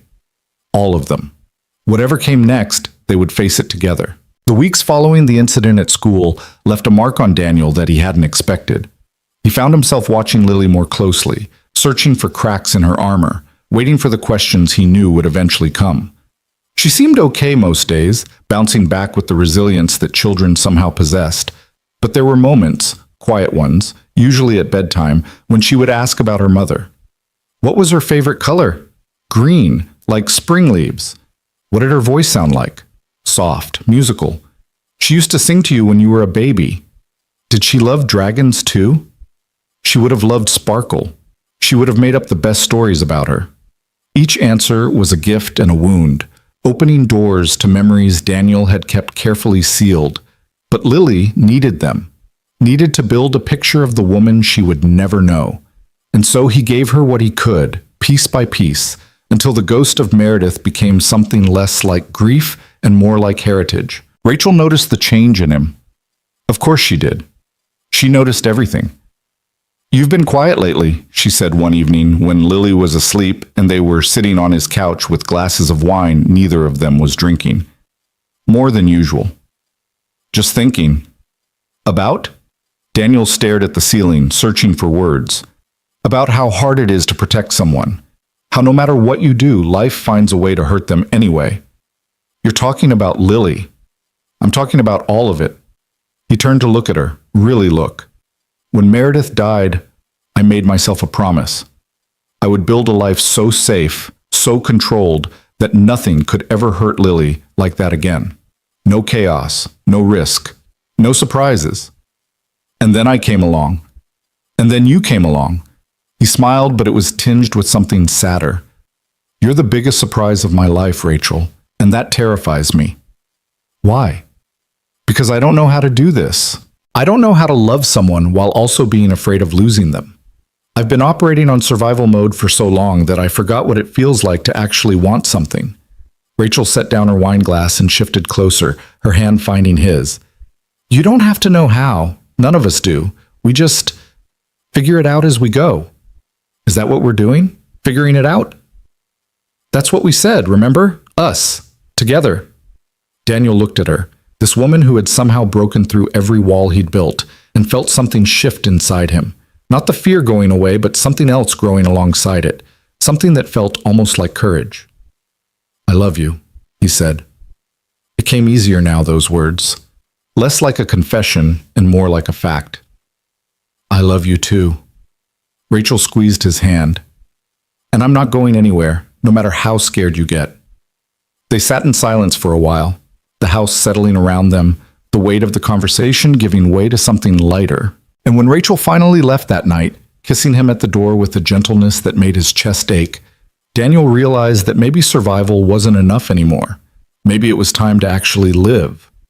December turned to January, and with the new year came change. It started with a meeting Daniel wasn't supposed to be in. Monroe Creative had been chasing a major account for months. Harrington Industries, a tech company looking to rebrand after a series of PR disasters. The pitch was scheduled for February, and everyone knew that landing Harrington could transform the agency from mid-tier to major player. Rachel had been leading the project personally, hand-selecting a team of senior designers and strategists. Daniel wasn't on that list. He was good at his job, but not exceptional.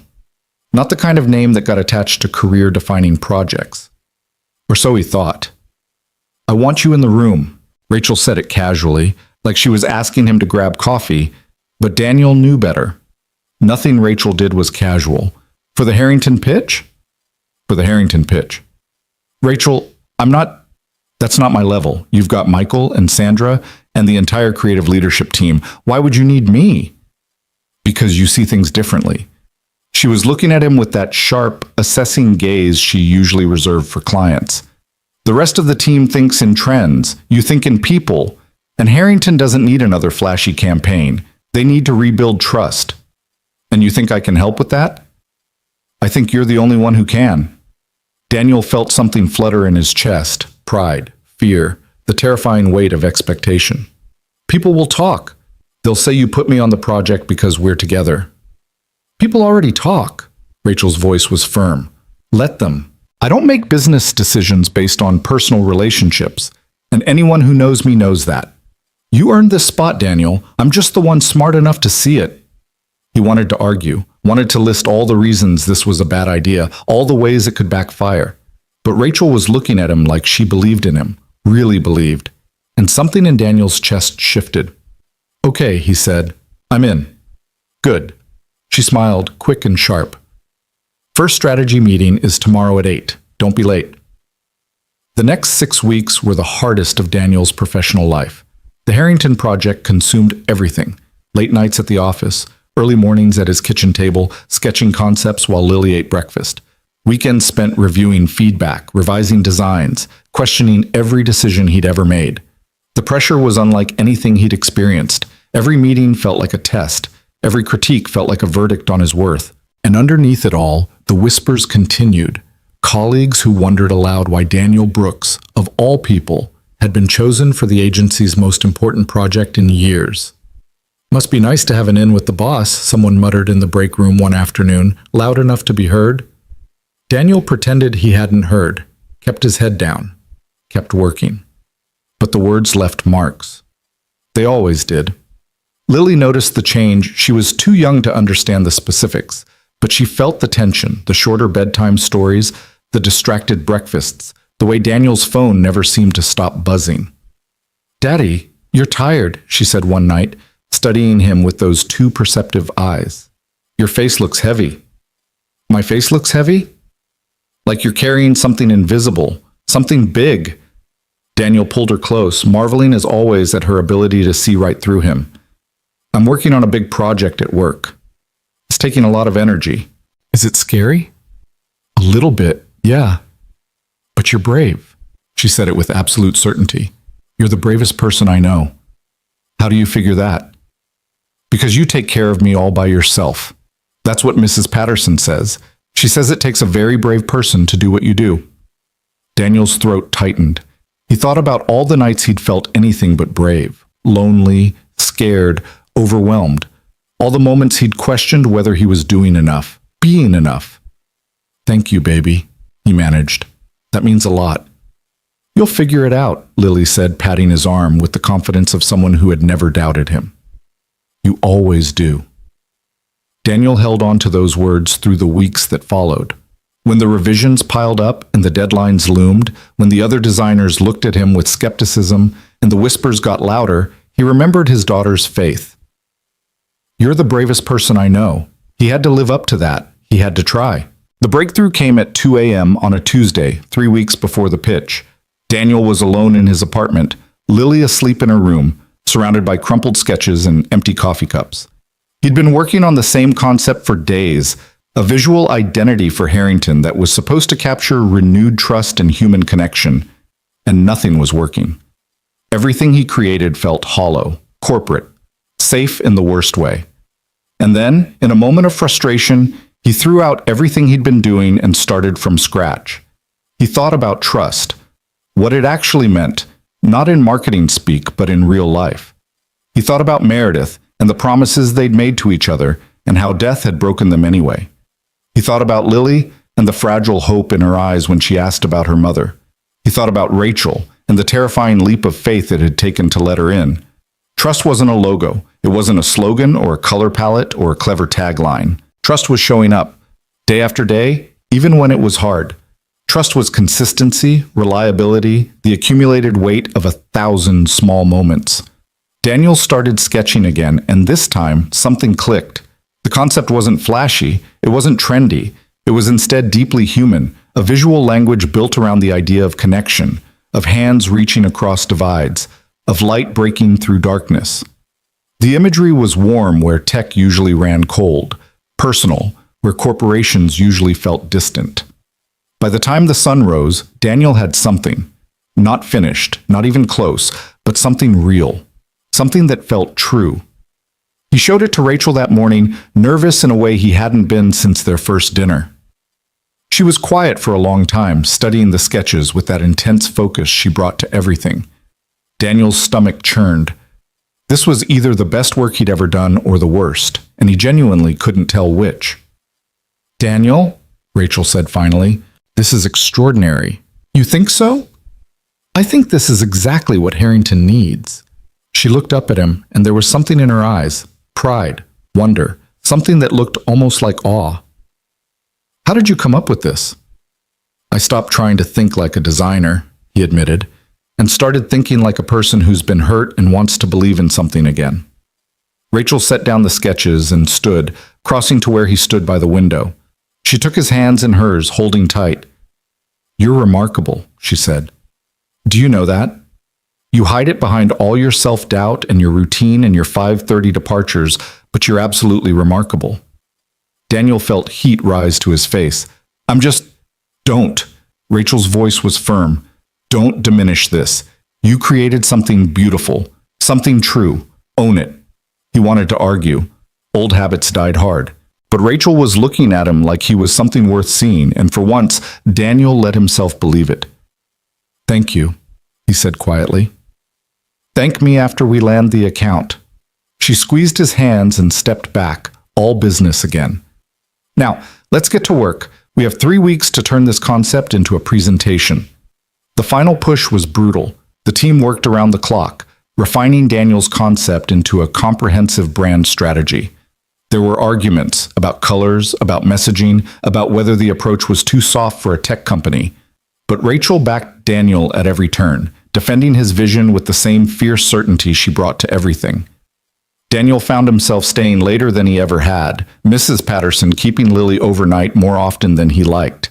The guilt was constant, a low hum beneath everything, reminding him of what he was sacrificing. But Lily seemed to understand in her own way. You're fighting for something important, she said one morning when he dropped her off at school, looking like he hadn't slept in days. I can tell. How can you tell? Because you have your serious face, the one you make when something really matters. Does it bother you that I've been so busy? Lily thought about it, her small face scrunched in concentration. A little. I miss our dragon stories. But Mrs. Patterson lets me stay up late, and her cat is very soft. She paused, then added with devastating sincerity, and I'm proud of you, Daddy. Daniel's heart cracked open. You're proud of me? Miss Penny says we should be proud of people who work hard for things they believe in, and you work harder than anyone. He knelt down, right there in the school parking lot, and pulled her into a hug. I love you so much, Lily Brooks. I love you more. She squirmed free, already distracted by something behind him. There's Emma. I have to go tell her about Sparkle's new adventure. She was gone before he could respond, running toward the yellow doors with the carefree abandon of childhood. Daniel watched her go, feeling the familiar ache of love and fear that came with fatherhood. For her. He was doing all of this for her. To show her that hard work mattered, that dreams were worth chasing, that her father wasn't just someone who survived, but someone who strived. The pitch day arrived with a cold February morning and a sky the color of steel. Daniel barely slept the night before. He lay in bed, running through the presentation in his mind, imagining every possible question, every potential criticism. Rachel texted him at midnight. Get some rest. You've done everything you can. He tried. He really did. The Harrington team arrived at 10, a group of executives in expensive suits, their faces carefully neutral. Daniel recognized the CEO from photos, James Harrington himself, a man in his 60s with silver hair and the kind of presence that filled a room. Rachel opened the presentation with confidence, walking them through the agency's credentials, the research they'd conducted, the strategy they were proposing. And then she turned the floor over to Daniel. For the creative vision, she said, I want you to hear from the person who developed it. Daniel Brooks, our senior designer in the heart of this project. Daniel stood. His hands were steady, but inside everything was shaking. He thought about all the people who had doubted him, the colleagues who whispered, the father-in-law who questioned his worth, the voice in his own head that said he wasn't enough. And then he thought about Lily. Trust, he began, isn't something you can manufacture. It's not a campaign or a rebrand or a clever piece of marketing. Trust is built through action, through showing up day after day and proving that you mean what you say. He clicked to the first slide, the warm, human imagery he had developed in those late-night hours alone. Harrington Industries has had a difficult year. You've faced criticism, scrutiny, a loss of faith from your customers and your community. The instinct in situations like this is to pivot, to reinvent, to become something new. He paused, letting the words land. But I don't think that's what you need. I think you need to remember who you were before everything went wrong. The company that was built on innovation and integrity. The company that people believed in. He clicked through the rest of the presentation, walking them through the visual language, the messaging, the strategic rollout. But the heart of it, the thing that made it different, was the humanity. The acknowledgement that trust was earned, not declared, that rebuilding meant humility, patience, and the willingness to do the work. When he finished, the room was silent. James Harrington leaned forward, his expression unreadable. "Mr. Brooks, can I ask you a question?" "Of course." "Why did you take this approach? Most agencies would have given us something flashy, something that buried the past rather than confronting it." Daniel thought about the question, about what he wanted to say versus what he was afraid to admit. "Because I've had to rebuild trust," he said finally. "In my own life. I know what it's like to lose something important and have to earn it back. And I know that shortcuts don't work. The only thing that works is showing up again and again until people believe you mean it." Harrington studied him for a long moment. Then he turned to Rachel. "Miss Monroe, your designer has more insight than your entire strategy team." "I'm aware," Rachel said, and there was something like pride in her voice. "We'll take it." Harrington stood, extending his hand to Daniel. "The account is yours, but I want Mr. Brooks on the team, personally." Daniel shook his hand, feeling like he was dreaming. "Thank you, sir." "Don't thank me yet. The hard work is just beginning."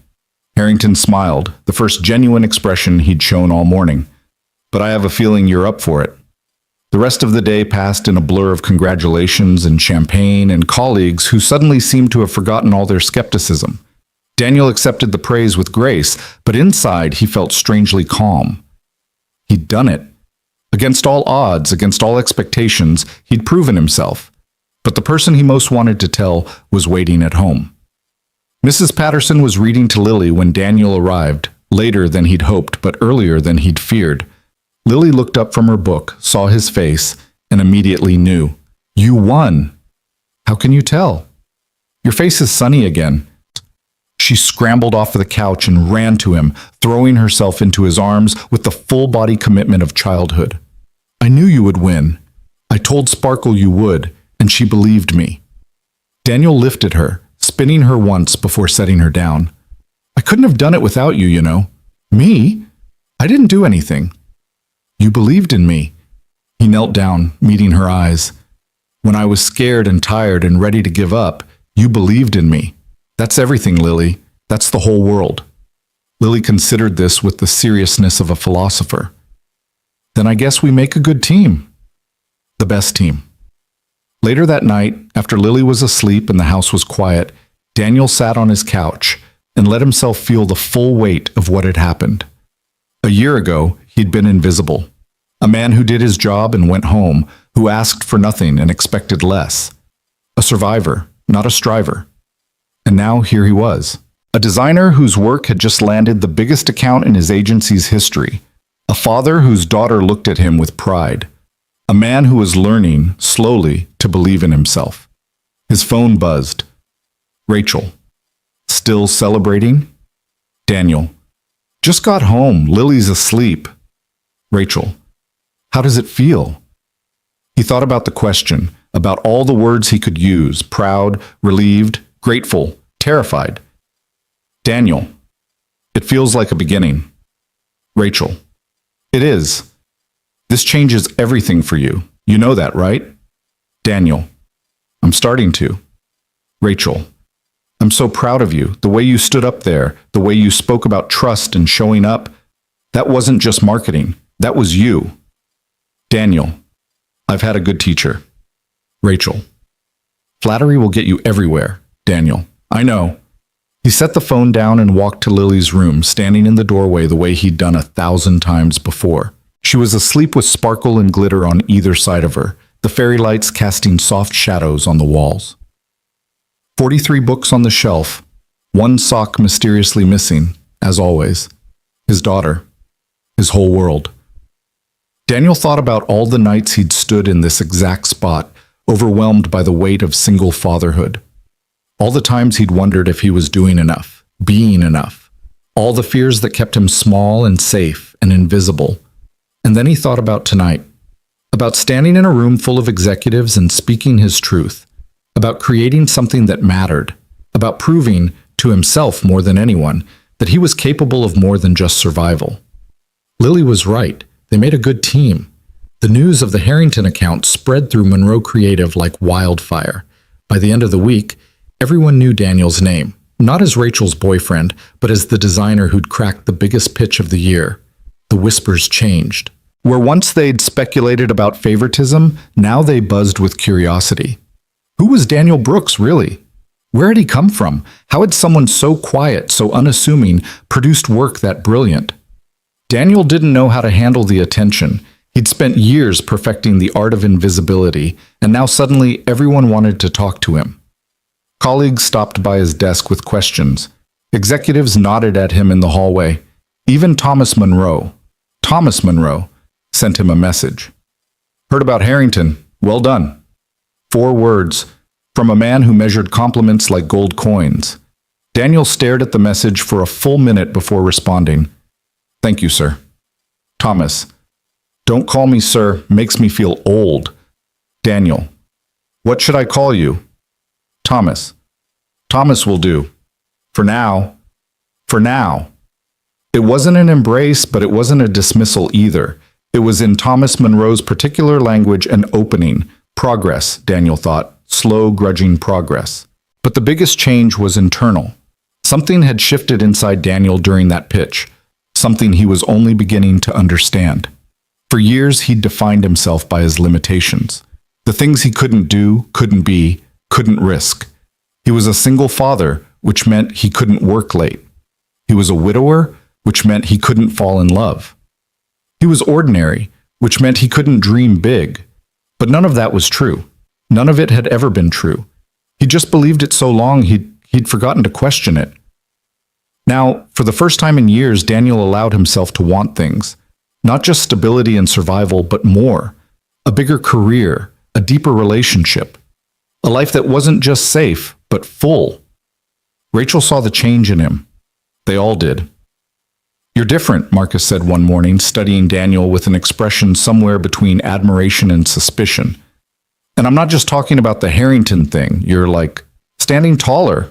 Did you start working out or something? I've always been this height. That's not what I mean, and you know it. Marcus leaned closer, lowering his voice. Seriously, man, what happened to you? Daniel thought about the question, about the dinner that started everything, and the relationship that grew from it, and the daughter who believed in him when he couldn't believe in himself. I stopped being afraid, he said finally. Of what? Of being seen.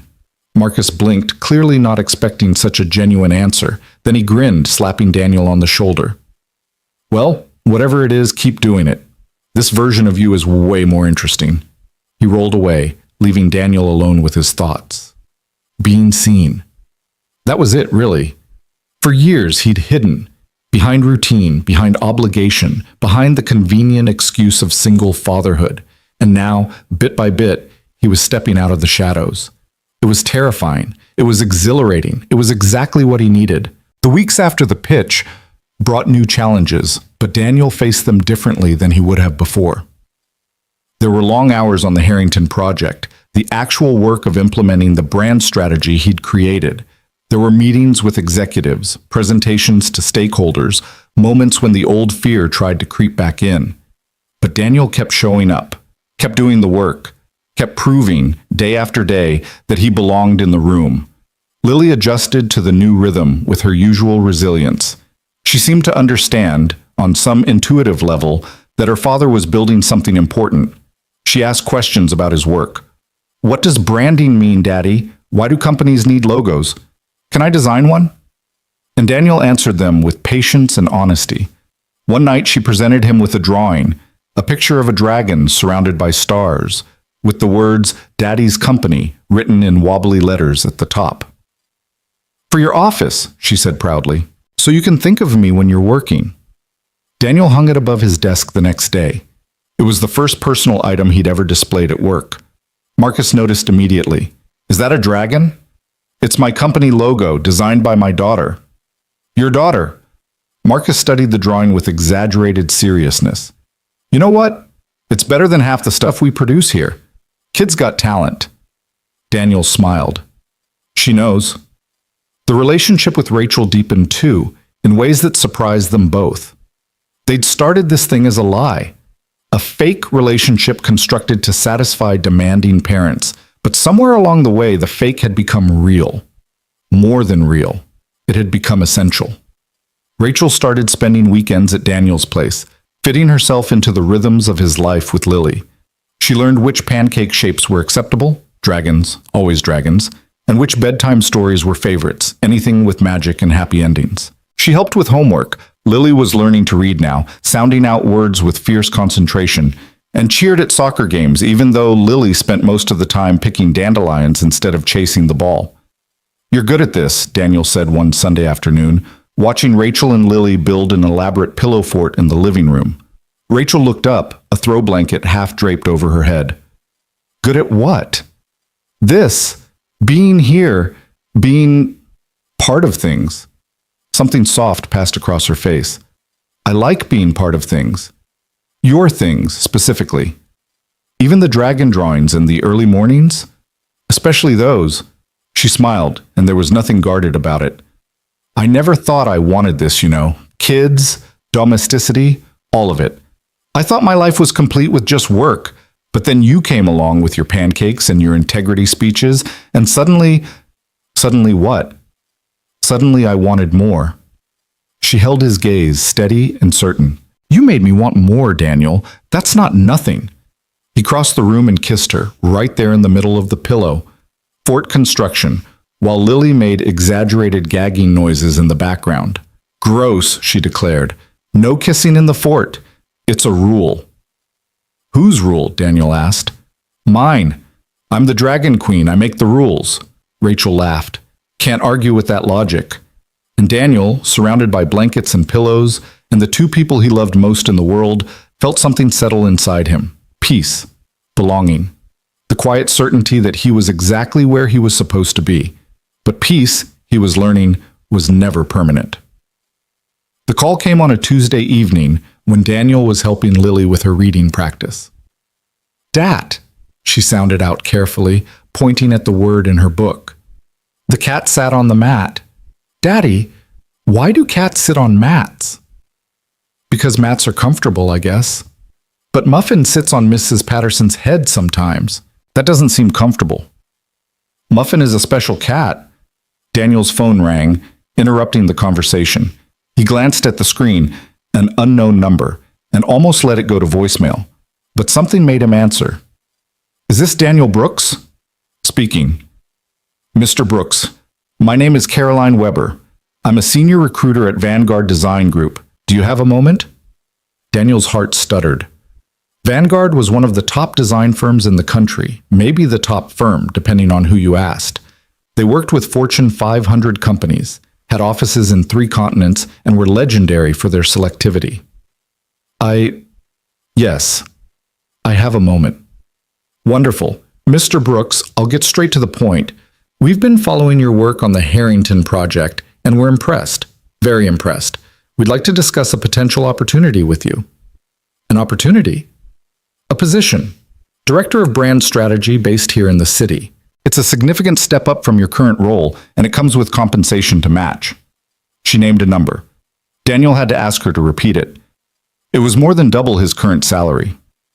"I know this is sudden," Caroline continued, "but we believe in moving quickly when we identify talent. Would you be available for a meeting this week?" Daniel looked at Lily, who was watching him with curious eyes. He thought about Rachel and the life they were building and everything he'd worked for at Monroe Creative. "Can I have some time to think about it?" "Of course.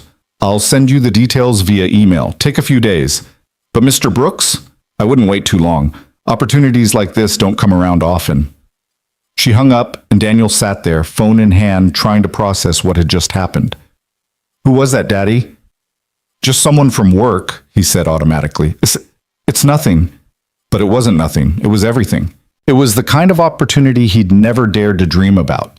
Director of Brand Strategy at Vanguard. The career leap that could change everything, for him, for Lily, for their future. And all he had to do was say yes. So why did it feel like a trap? Daniel didn't tell Rachel about the call, not right away. He told himself he needed time to think, to process. to figure out what he actually wanted before complicating things with outside opinions. But the truth was messier than that. The truth was, he was afraid. Afraid of what the offer meant. Afraid of what he might have to give up. Afraid that saying yes would destroy the fragile balance he'd spent years building. The Vanguard information arrived in his inbox the next morning. He read through it 3 times, absorbing the details. The position was everything a career-minded person could want: prestige, influence, a salary that could send Lily to any college she dreamed of. But the expectations were clear too. Vanguard demanded excellence, and excellence came at a cost. Long hours, international travel, a commitment to the work that left little room for anything else. Daniel thought about Rachel's father and all those questions about what he could offer, about stability and ambition and proving his worth. This was his chance to prove it, to become someone even Thomas Monroe couldn't dismiss. But at what cost? He spent the next few days in a fog, going through the motions of work and parenting while his mind churned endlessly. Rachel noticed something was wrong, of course she did, but he deflected her questions with vague assurances. "Just tired," he said. "Lot on my mind." "Want to talk about it?" "Not yet. Soon." She let it go, trusting him to come to her when he was ready. That trust felt like a weight. The week passed. Then another. Caroline Weber sent a follow-up email, politely inquiring about his interest. Daniel stared at it for an hour before closing his laptop without responding. He was running out of time, running out of excuses, running out of ways to avoid the decision that would shape everything. And then Lily, in her infinite 4-year-old wisdom, forced his hand. "Daddy," she said one morning, studying him over her cereal. "Are you happy?" The question stopped him cold. "What do you mean?" "You've been making your thinking face a lot, the one where your eyebrows scrunch up, and you haven't been singing in the morning like you used to." Daniel hadn't realized he'd stopped singing, hadn't realized she'd noticed. "I'm okay, baby, just working through some grown-up stuff." "What kind of stuff?" He hesitated. "How did you explain career decisions and life choices to a 4-year-old? How did you admit that you were paralyzed by an opportunity most people would grab without hesitation?" "Someone offered me a new job," he said finally. "A really good one. But it would mean some changes." "What kind of changes?" "Working more. Maybe traveling. Being away from home a lot." Lily's face grew serious. "Away from me?" "Sometimes. Not forever, but more than now." She was quiet for a long moment, processing this information with the gravity it deserved. Then she looked up at him, her eyes, Meredith's eyes, searching his face. "Would it make you happy, the new job?" Daniel opened his mouth to answer, then stopped. Would it make him happy? He'd been so focused on what the job offered, money, prestige, validation, that he hadn't actually asked himself that question. "I don't know," he admitted. "Then why would you do it?" The simplicity of the question cut through all his tangled reasoning. Why would you do it? If it didn't make him happy, if it meant sacrificing the things that actually mattered, then why? "That's a really good question, Lily." "I know." She returned to her cereal, satisfied. "I'm very smart." That night, Daniel finally told Rachel. They were sitting on his couch, the way they always did, with glasses of wine neither of them was drinking. Lily was asleep, and the house was quiet, and Daniel couldn't carry the secret anymore. "I got a job offer," he said, 2 weeks ago. Rachel went very still. "A job offer?" "From Vanguard Design Group, Director of Brand Strategy. They saw my work on Harrington and reached out." Silence. Then, "That's incredible, Daniel. Vanguard is, I know what they are." He set down his wine glass, turning to face her fully. "I know what the opportunity means. I've been running the numbers in my head for 2 weeks. The salary, the prestige, the career trajectory. It's everything I'm supposed to want. But it would mean long hours, travel, being a different kind of father than I've been." He paused, searching for the right words. "When I became a dad, I made a choice. I chose presence over ambition. I chose being there for Lily over climbing ladders, and I don't regret that choice, Rachel, not for a second." "So what are you saying?" "I'm saying I don't know if I can take this job. I don't know if I can be the kind of person it requires and still be the kind of father I want to be. Rachel was quiet for a long moment. When she spoke, her voice was gentle. Have you talked to them? About flexibility? Places like Vanguard don't do flexibility. They do excellence, and excellence means all in. Then what do you want to do? Daniel laughed, but there was no humor in it. I want someone to tell me the right answer. I want to guarantee that whatever I choose, it won't blow up in my face. Daniel. Rachel took his hand, her grip warm and steady. There are no guarantees, there never are.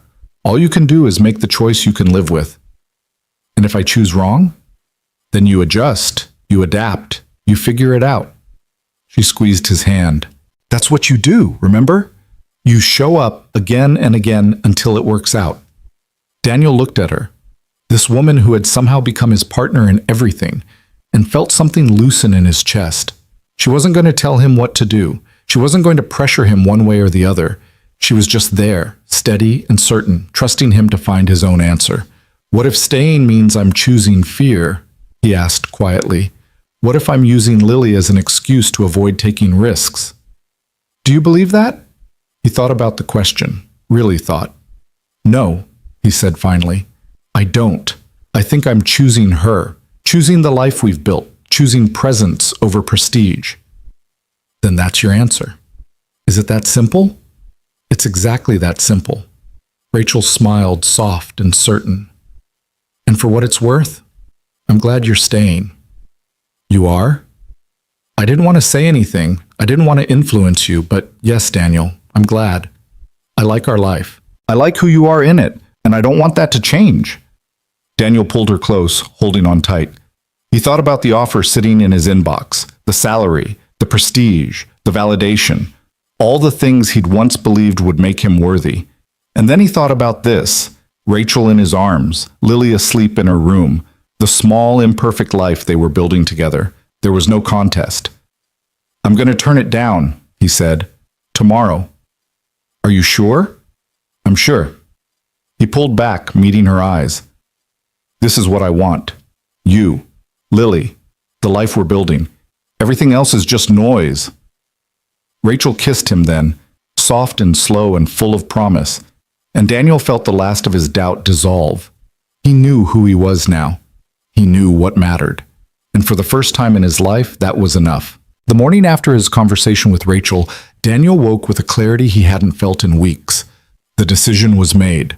The path was chosen. All that remained was the execution. He dropped Lily at school with an extra-long hug, lingering at the yellow doors until she waved him away with cheerful impatience. Then he drove to work, parked in his usual spot, and sat in his car for a full 10 minutes, gathering his thoughts. The email to Caroline Weber was short, professional, final. Thank you for the opportunity. After careful consideration, I've decided to decline. I'm committed to my current path and the life I'm building here. I wish Vanguard continued success. He read it 3 times, changed a word, changed it back. Then, before he could second-guess himself, pressed send. The response came faster than expected. A gracious acknowledgement, a door left open for the future, well wishes for his career. No hard feelings, no pressure, just the quiet close of a chapter that had never really begun. Daniel stared at his phone for a long moment, waiting for the regret to hit. The what-ifs, the self-doubt that had plagued him for years. It didn't come. Instead, there was only peace, the bone-deep certainty that he'd made the right choice. Not the easy choice, not the prestigious choice, but the right one. His phone buzzed with a text from Rachel. How do you feel? He typed back. Free. The weeks that followed proved him right. Work continued at its familiar pace, but something had shifted in Daniel's relationship with it. He no longer felt like he was just surviving, grinding through days to reach some distant finish line. He was building something. The Harrington project flourished under his guidance, and the success opened doors he hadn't expected, not to bigger firms or grander titles, but to more meaningful work. Clients started asking for him by name. Colleagues sought his input on their projects. Even the people who had whispered about favoritism began to acknowledge grudgingly that Daniel Brooks had earned his place. You're becoming a person around here, Marcus observed one afternoon, rolling his chair over with characteristic subtlety. I'm not sure how I feel about it. A person? Yeah, someone with a reputation, opinions, influence. Marcus grinned. It's unsettling. I liked it better when you were invisible. Sorry to disappoint. Oh, I'm not disappointed, just adjusting. He leaned closer, lowering his voice. Between us? I'm proud of you, man. The whole Harrington thing, turning down Vanguard. Yeah, I heard about that. Office gossip is brutal. Sticking with what matters. Takes guts. Daniel hadn't realized the Vanguard offer had become public knowledge. He probably should have expected it. Nothing stayed secret in a place like this. But somehow, knowing that people knew and respected his choice made it feel even more real. Thanks, Marcus. That actually means a lot. Don't get emotional on me. I have a reputation to maintain. Marcus rolled back to his desk, already distracted by something on his screen. Hey, you want to grab drinks later? Celebrate your continued existence as a regular person? Can't. Lily has a school thing tonight. Of course she does. But Marcus was smiling. Rain check then. Don't become too important to drink with the common folk. I'll try. Lily's school thing turned out to be a small performance. The preschool's spring showcase featuring songs about seasons and a dance number involving scarves and a lot of confusion about stage directions. Daniel sat in the audience with Rachel beside him, watching his daughter wave a purple scarf with total commitment and zero coordination. She's really going for it, Rachel whispered. She doesn't know any other way. Wonder where she gets that from. Daniel smiled, but his eyes never left the stage. Lily was singing now, her small voice lost in the chorus of other children, her face scrunched with concentration. She caught his eye and waved, breaking character entirely, and Daniel waved back without caring who saw. This was it. This was what he'd chosen. Not the corner office or the six-figure salary, but this, a plastic chair in a preschool auditorium, watching his daughter massacre a choreographed routine, feeling like the richest man in the world. After the show, Lily ran to him with the urgency of a child who had important news to share. Daddy, did you see? I did the twirl, the one we practiced. I saw. You were amazing. Miss Penny said I was enthusiastic. That means good, right? It means very good. Lily beamed, then turned to Rachel with expectant eyes. Did you see too? I saw everything. Rachel knelt down to Lily's level. You were the best scarf waver up there. I practiced a lot. Sparkle helped me. Did she? She's very good at dancing. Dragons have lots of legs so they can do more moves. Rachel glanced at Daniel, her lips twitching. That's very logical. I know. Lily took both their hands, positioning herself between them. Can we get ice cream to celebrate my enthusiasticness? Daniel looked at Rachel. Rachel looked at Daniel. Some decisions didn't require discussion. Ice cream it is, Daniel said.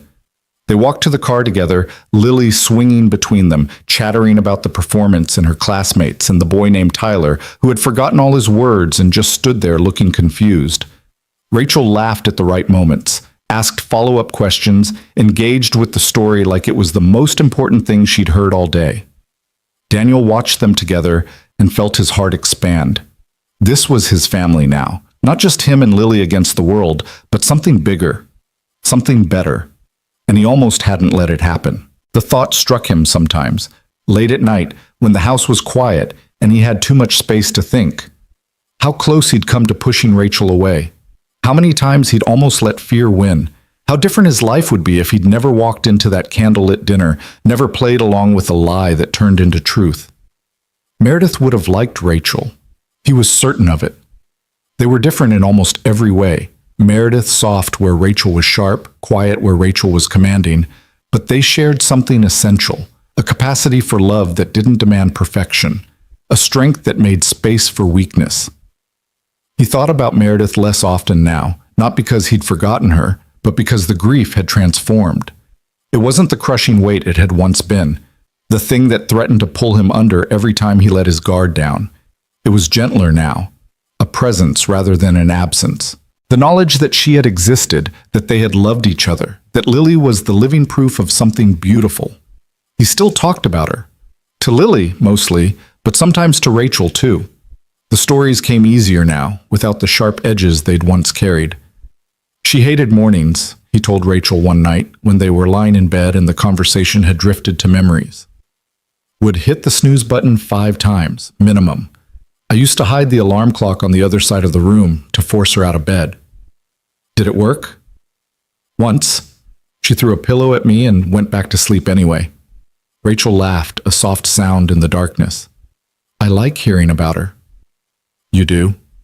She's part of your story. Part of Lily's story. Pretending she didn't exist would be weird.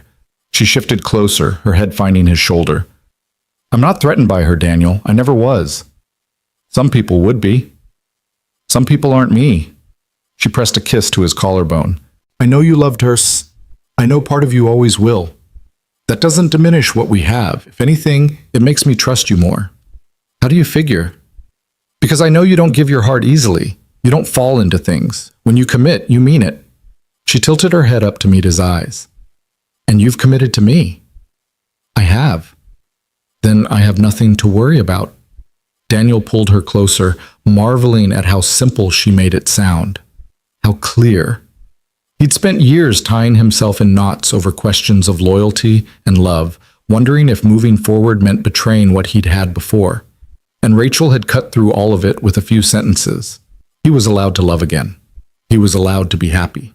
The one didn't erase the other. It was somehow the permission he hadn't known he needed.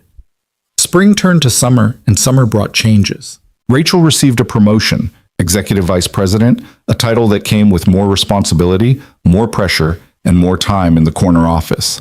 She took it without hesitation, and Daniel supported her without reservation. They were a team now, in the truest sense. Her victories were his, and his were hers. Lily turned 5. The birthday party was held in Daniel's small backyard, featuring a dragon-themed cake that Rachel had commissioned from a specialty bakery and decorations that Lily had insisted on helping to choose.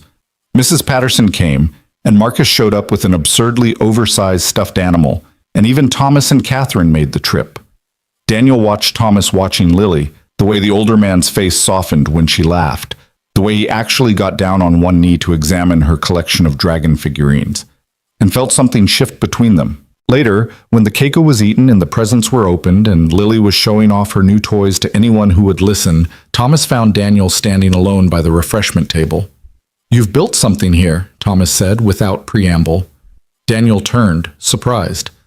I'm sorry? This. Thomas gestured vaguely at the party, at the house, at everything. A year ago, I wasn't sure you were capable of it. Wasn't sure you had the fortitude. And now? Thomas was quiet for a moment, watching Lily chase Marcus across the lawn with a foam sword. Then he turned to meet Daniel's eyes. Now I think I may have misjudged you. The words came slowly, like they cost him something to say. You're not what I expected, but perhaps that's not a bad thing. Daniel didn't know how to respond. This was, he realized, the closest Thomas Monroe had ever come to an apology. I love your daughter, Daniel said finally. I love my daughter. That's really all I know how to do, show up for the people I love. And you think that's enough? I think it's everything. Thomas considered this. Then slowly he extended his hand. Welcome to the family, Daniel. The handshake was firm, decisive, the closing of one chapter and the opening of another. Daniel felt the weight of it, the significance. Thomas Monroe's approval shouldn't have mattered this much. But it did. It meant that Rachel's father saw him now, really saw him, not as a threat or a distraction, but as someone worthy, someone good enough. Catherine was crying when they rejoined the party. I saw the whole thing, she whispered, pulling Daniel into a hug. He never does that. Never. Does what? Admits he was wrong, gives people second chances. She pulled back, cupping his face the way she had at that very first dinner. You're good for her, Daniel. Good for all of us. Daniel didn't trust himself to speak. He just nodded, feeling something crack open in his chest. Not pain, but release. The final letting go of all the judgment he'd carried, all the fear of not being enough. He was enough. He'd always been enough. It had just taken him this long to believe it. The summer months passed in a haze of warmth and contentment. There were weekend trips to the beach, where Lily built sandcastles and Rachel pretended not to mind getting sand in her designer sunglasses. There were lazy Sunday mornings with pancakes, still dragon-shaped, always dragon-shaped, and evenings on the small porch, watching fireflies blink in the gathering dark. Daniel's career continued to evolve. The Harrington Project led to others, each one a little bigger, a little more complex. He developed a reputation for work that was both beautiful and true, designs that didn't just sell products but told stories, built connections, made people feel something. He never regretted turning down Vanguard.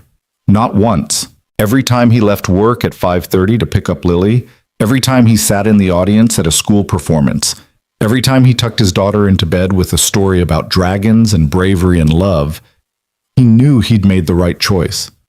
Rachel thrived in her new role. The executive vice president title suited her, brought out a confidence that had always been there but now had room to bloom. She was brilliant and demanding and exactly what Monroe Creative needed, and Daniel watched her success with nothing but pride. Their relationship deepened in ways he hadn't anticipated. It was past the early rush of discovery now, settling into something steadier, more sustainable. They argued sometimes, about work, about parenting decisions, about who forgot to buy milk again. But the arguments never threatened what they'd built. They were just part of the texture of life together. "I've never had this before," Rachel told him one night, as they lay tangled together in the dark. "This ease. I always thought relationships were supposed to be hard. Constant negotiation, constant compromise. But with you, it just flows. It's not always easy. No, but it's not a struggle either. Does that make sense?" It made perfect sense. Daniel had spent years bracing for the other shoe to drop, waiting for the moment when happiness would reveal itself as temporary, conditional, something that could be taken away. But it hadn't dropped. The shoe stayed where it was, and life kept getting better. Maybe that was the real lesson.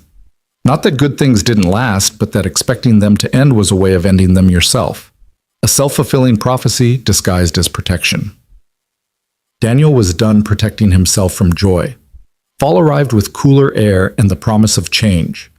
Lily started kindergarten, a milestone that felt both impossible and inevitable. Daniel walked her to her classroom on the first day, holding her hand tight, feeling like his heart might crack in half. "You okay, Daddy?" "I'm okay, baby. Just proud of you." "You're making the crying face." "I'm not crying. Your eyes are shiny." "That's just allergies." Lily patted his hand with the patient condescension of a 5-year-old who knew better. "It's okay to be sad. Miss Penny says emotions are healthy." "Miss Penny is very wise." "I know. That's why she's a teacher." They reached her classroom and Daniel knelt down to meet her eyes. "You're going to be amazing. You know that, right?" "I know." She said it with absolute certainty, no trace of doubt. "I'm going to make friends and learn things and have adventures." "That sounds perfect." "Will you miss me?" "Every second of every day." Lily considered this. "But you'll be okay, because you have Rachel now, and she makes you happy." Daniel's throat tightened. His daughter, his 5-year-old daughter, was comforting him, making sure he'd be okay while she wasn't there. "Yeah," he managed. "She does." "Good." Lily kissed his cheek, a quick, sloppy thing. "I'll see you later, Daddy. Don't be too sad." Then she was gone, swallowed by the bright classroom and the chaos of 20 other kindergartners, leaving Daniel standing in the hallway with shiny eyes and a full heart. He made it to his car before the tears actually fell. The fall brought other changes too. Rachel started talking about the future in concrete terms, not vague some days, but specific plans. A bigger place to live, more room for Lily, a life that made space for all of them together. "What do you think about moving in together?" she asked one evening, casual but not casual, her eyes watching his reaction carefully. Daniel set down his fork, giving the question the weight it deserved. "You mean permanently?" "No, Daniel, I mean temporarily. For a few hours." She rolled her eyes. "Yes, permanently. I'm here most nights anyway. It doesn't make sense to keep paying for 2 places when we're basically living in one." "That's very practical reasoning. I'm a practical person." "You are." He reached across the table, taking her hand. But is that the only reason? Rachel's expression softened. No. I want to wake up with you every morning. I want to argue about whose turn it is to make breakfast. I want Lily to have a room at my place, our place, where all her dragons can live. She paused. I want this to be real, official. Not just something that's happening, but something we've chosen.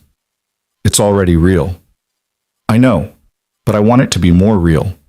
She squeezed his hand. I want the world to know that we're building something, that this isn't temporary. Daniel thought about his small house, the one he'd made a home through sheer determination. The lavender walls in Lily's room, the 43 books, the fairy lights he'd strung himself, learning from YouTube, doing it wrong twice before getting it right. That house had saved him. But maybe it was time for something new. Yes, he said. Rachel blinked. Yes? Let's do it. Let's find a place together. Let's make it official. Just like that? Just like that? He smiled, feeling the rightness of it settle into his bones. I'm done waiting for permission to be happy, Rachel. I'm done hedging my bets. If we're doing this, let's do it all the way. Rachel was across the table before he could react, kissing him with an intensity that said more than words could. When she pulled back, her eyes were bright. I love you, she said. Have I mentioned that lately? Once or twice, but I don't mind hearing it again. I love you. She kissed him again. I love you. I love you. I love you too. He caught her face in his hands, holding her gaze. And I'm going to love you tomorrow, and the day after that, and the day after that, for as long as you'll let me. That's going to be a very long time. I'm counting on it. Finding the right place took longer than expected. They looked at apartments and condos and townhouses, traipsing through open houses every weekend while Lily offered her unsolicited opinions. Too small. Too big. Not enough windows. No backyard for Sparkle to play in. The dragons, apparently, had very specific requirements. But finally, in late October, they found it. It was a house, a real house, with a yard and a garage and 3 bedrooms, and a kitchen that opened to a living room in a way that made the whole space feel connected. Not as fancy as Rachel's brownstone, not as modest as Daniel's rental. Something in between, something that felt like them. What do you think? The realtor asked, watching their faces carefully. Daniel looked at Rachel. Rachel looked at Daniel. Some conversations didn't need words. We'll take it, Rachel said. The move happened in November. A chaotic weekend of boxes and furniture, and Lily running through empty rooms shouting about the acoustics. Mrs. Patterson came to help, as did Marcus and a few colleagues from work. Even Thomas showed up, rolling up his sleeves and carrying boxes with the focused efficiency of a man who didn't believe in standing idle. By Sunday evening, the house was livable. Not unpacked, that would take weeks, but livable. Beds assembled, kitchen functional, Lily's new room already populated with her 43 books, the fairy lights Daniel had carefully transferred from the old house, and every dragon figurine she owned. They stood on the front porch as the sun set, watching the colors bleed across the sky. Lily was asleep inside, exhausted from the excitement. Rachel leaned against Daniel's shoulder, her hand finding his. We did it, she said. We did. Scared? Terrified. He smiled. But the good kind of terrified. The kind that means something important is happening. I know that feeling. They stood in silence for a while, letting the moment settle. Daniel thought about everything that had led to this. The ambush dinner that started it all, the lies that became truth, the choices he'd made, and the ones he'd turned away from. Every step had brought him here, to this porch, with this woman, building a life he never thought he'd have. Rachel? I want to marry you. She went very still beside him. What? I want to marry you. He turned to face her, taking both her hands in his. Not right now, not even soon necessarily, but someday. I want you to know that's where I'm headed, where we're headed. If you want that too. Rachel stared at him, her expression unreadable. For a terrible moment, Daniel thought he'd miscalculated, gone too fast, pushed too hard, said the one thing that would shatter everything. Then she laughed, Not unkindly, but with something like disbelief. "Daniel Brooks," she said, "are you proposing to me on our first night in our new house, with no ring, on a half-finished porch, while I'm wearing paint-stained sweatpants? I'm declaring intent?" "Declaring intent." She shook her head, but she was smiling. "That's the most you think you've ever said. Is that a yes?" "It's not a no." She stepped closer, her arms sliding around his neck. "Ask me properly. When you're ready. When you have a ring. When we've had time to actually live in this house together. And when I ask, then I'll say yes."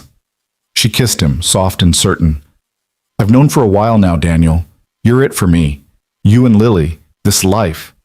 I don't need a proposal to know that." "But you want one anyway." "A girl likes to feel special." She grinned. "Besides, my mother would never forgive me if I got engaged without a proper story to tell." Daniel laughed, the sound startled out of him. "Fair point. So, intent declared, response noted. Now let's go inside and see if we can find the box with the wine glasses." "I love you," he said as she pulled him toward the door. "I know." She glanced back over her shoulder, her eyes bright in the fading light. "I love you too." The months that followed were the happiest of Daniel's life. Living together wasn't always easy. There were adjustments, compromises, moments when their different rhythms clashed and sparked. Rachel was a night owl. Daniel was an early riser. She left dishes in the sink. He needed everything in its place. They argued about thermostat settings and whose turn it was to cook and whether 5-year-olds really needed that much screen time. But they figured it out. That was the thing. They always figured it out. Every conflict resolved, every tension eased, every disagreement ending not with a winner and a loser, but with something better. Understanding. Growth. The quiet victory of two people choosing each other, over and over, even when it was hard. Lily flourished in the new house. Her room was bigger than her old one, with space for all her dragons and room to grow. She started calling Rachel by her name instead of Daddy's friend, a shift that happened gradually and then all at once. Rachel helped with homework, attended school events, learned the intricate mythology of sparkle and glitter and the ever-expanding dragon universe. One night, as Daniel was tucking Lily into bed, she grabbed his hand with unusual seriousness. "Daddy?" "Yeah, baby?" "Is Rachel going to be my mom?" The question hung in the air, heavier than anything a 5-year-old should carry. Daniel sat down on the edge of the bed, gathering his thoughts. "What makes you ask that?" "Emily at school has a stepmom. She said that's when your dad marries someone new, and you and Rachel love each other, right?" "We do." "So, are you going to get married?" Daniel thought about Rachel on the porch, her arms around his neck, telling him to ask properly when he was ready. He thought about the ring he'd already started looking at, late at night when everyone was asleep. "Someday," he said carefully. "Yes, we're planning to." Lily nodded slowly, processing. "And then Rachel will be my stepmom. Is that okay with you?" "I think so." She was quiet for a moment. "But what about my real mom, the one in heaven?" Daniel's heart ached. He reached out, brushing hair from her face. "Your real mom will always be your mom. Nothing changes that, not ever. But love isn't like a pie, Lily. Having more of it doesn't mean less for someone else. You can love Rachel and still love your mom's memory. There's room for both. Promise?" "Promise." Lily considered this, her small face scrunched in thought. Then she smiled, a bright, uncomplicated thing. "Okay, then I think it's good. Rachel makes you happy. And she makes really good hot chocolate. That she does. And she doesn't laugh when I talk about sparkle. She takes it seriously. That's very important." "I know." Lily yawned, her eyes already growing heavy. "I think Mom would like her. Don't you?" Daniel thought about Meredith, her laugh, her warmth, her fierce love for the daughter she'd barely had time to know. Would she like Rachel? Would she approve of this new life Daniel was building? He couldn't know for certain. But somehow, deep in his heart, he felt the answer was yes. "I think she would, baby. I really do." Lily smiled, satisfied, and closed her eyes. Daniel sat with her until her breathing evened out, then slipped quietly from the room. Rachel was waiting in the hallway, leaning against the wall with an expression he couldn't quite read. "I heard," she said quietly. "Some of it." "How much?" "Enough." She stepped closer, her hand finding his. The pie metaphor was nice. I improvised. It showed. But she was smiling. She asked if I was going to be her mom. She asked if you were going to be her stepmom. Same difference. Rachel's voice was soft, wondering. "I never thought I'd be a mom, Daniel. Any kind of mom. And now I want it, more than I ever expected." She looked up at him, her eyes bright. "Is that crazy? It's only been a year. It's been a year and a half, and no, it's not crazy." He pulled her into his arms, holding tight. "It's everything." They stood like that for a long time, in the hallway of their new house, with Lily asleep and the future stretching out before them like a promise. Daniel thought about the man he'd been before all this, the one who survived rather than lived, the one who hid behind routine and obligation, afraid to want anything beyond what he already had.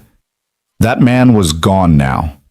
Not forgotten, never forgotten, but transformed into someone who took risks, someone who chose love over fear, someone who built a life instead of just enduring one. And standing here, with Rachel in his arms and his daughter safe in her bed, Daniel finally understood what he'd been working toward all along. Not just survival, not just stability. Home. Winter settled over the city like a quiet promise, blanketing the streets in white and transforming their new house into something out of a storybook. Lily pressed her face against the window every morning, counting the snowflakes, asking when they could build a snowman. Daniel watched her wonder and felt his heart expand with the familiar ache of fatherhood, that impossible mix of joy and fear that never quite went away. A year had passed since the ambush dinner. A year since Rachel had introduced him to her parents as her boyfriend, since he'd stood in her candlelit dining room and felt his carefully constructed world begin to shift. Looking back now, Daniel could barely recognize the man he'd been then. The one who hid behind routine, who measured success by survival rather than joy, who had forgotten how to want things. That man seemed like a stranger now. Rachel found him one evening standing at the window, watching the snow fall in the light of the street lamps. She came up behind him, wrapping her arms around his waist, resting her chin on his shoulder. "Deep thoughts?" "Just thinking about how different things are from a year ago." "Different good or different bad?" "Different everything." He turned to face her, pulling her close. "A year ago, I was invisible. I had my routine, my daughter, my safe little life. I thought that was enough. I thought I didn't deserve more. And now? Now I have you, this house, a career I actually care about, a future I can see." He brushed hair from her face, marveling at how natural the gesture had become. "I have everything I never let myself want." Rachel smiled, but there was something tentative in it, something she was holding back. "Speaking of wanting things," she said carefully, "I have something to tell you." Daniel's heart stuttered. In his experience, sentences that began with, "I have something to tell you," rarely ended well. "Okay. Don't look so terrified." She laughed, but her eyes were serious. "It's good news. At least I think it's good news. I hope it's good news." "Rachel, I've been offered a position, CEO of Monroe Creative." The words hung in the air, heavy with implication. Daniel stared at her, processing. "CEO? But what about your father? I thought he was—" He's stepping back, finally. "The board has been pushing for succession planning for months, and he's agreed that it's time." Rachel's voice was steady, but he could see the emotion beneath it. "They want me, Daniel. They want me to run the company." Rachel, that's incredible." "I know. I still can't quite believe it." She pulled back slightly, searching his face. "But it changes things. The hours, the pressure, the expectations. It won't be easy." "When has anything worth having ever been easy?" "I'm serious. This job, it's going to be consuming. There will be late nights, early mornings, travel. I need to know that you're okay with that. That we're okay with that." Daniel thought about all the times he'd worried about being enough.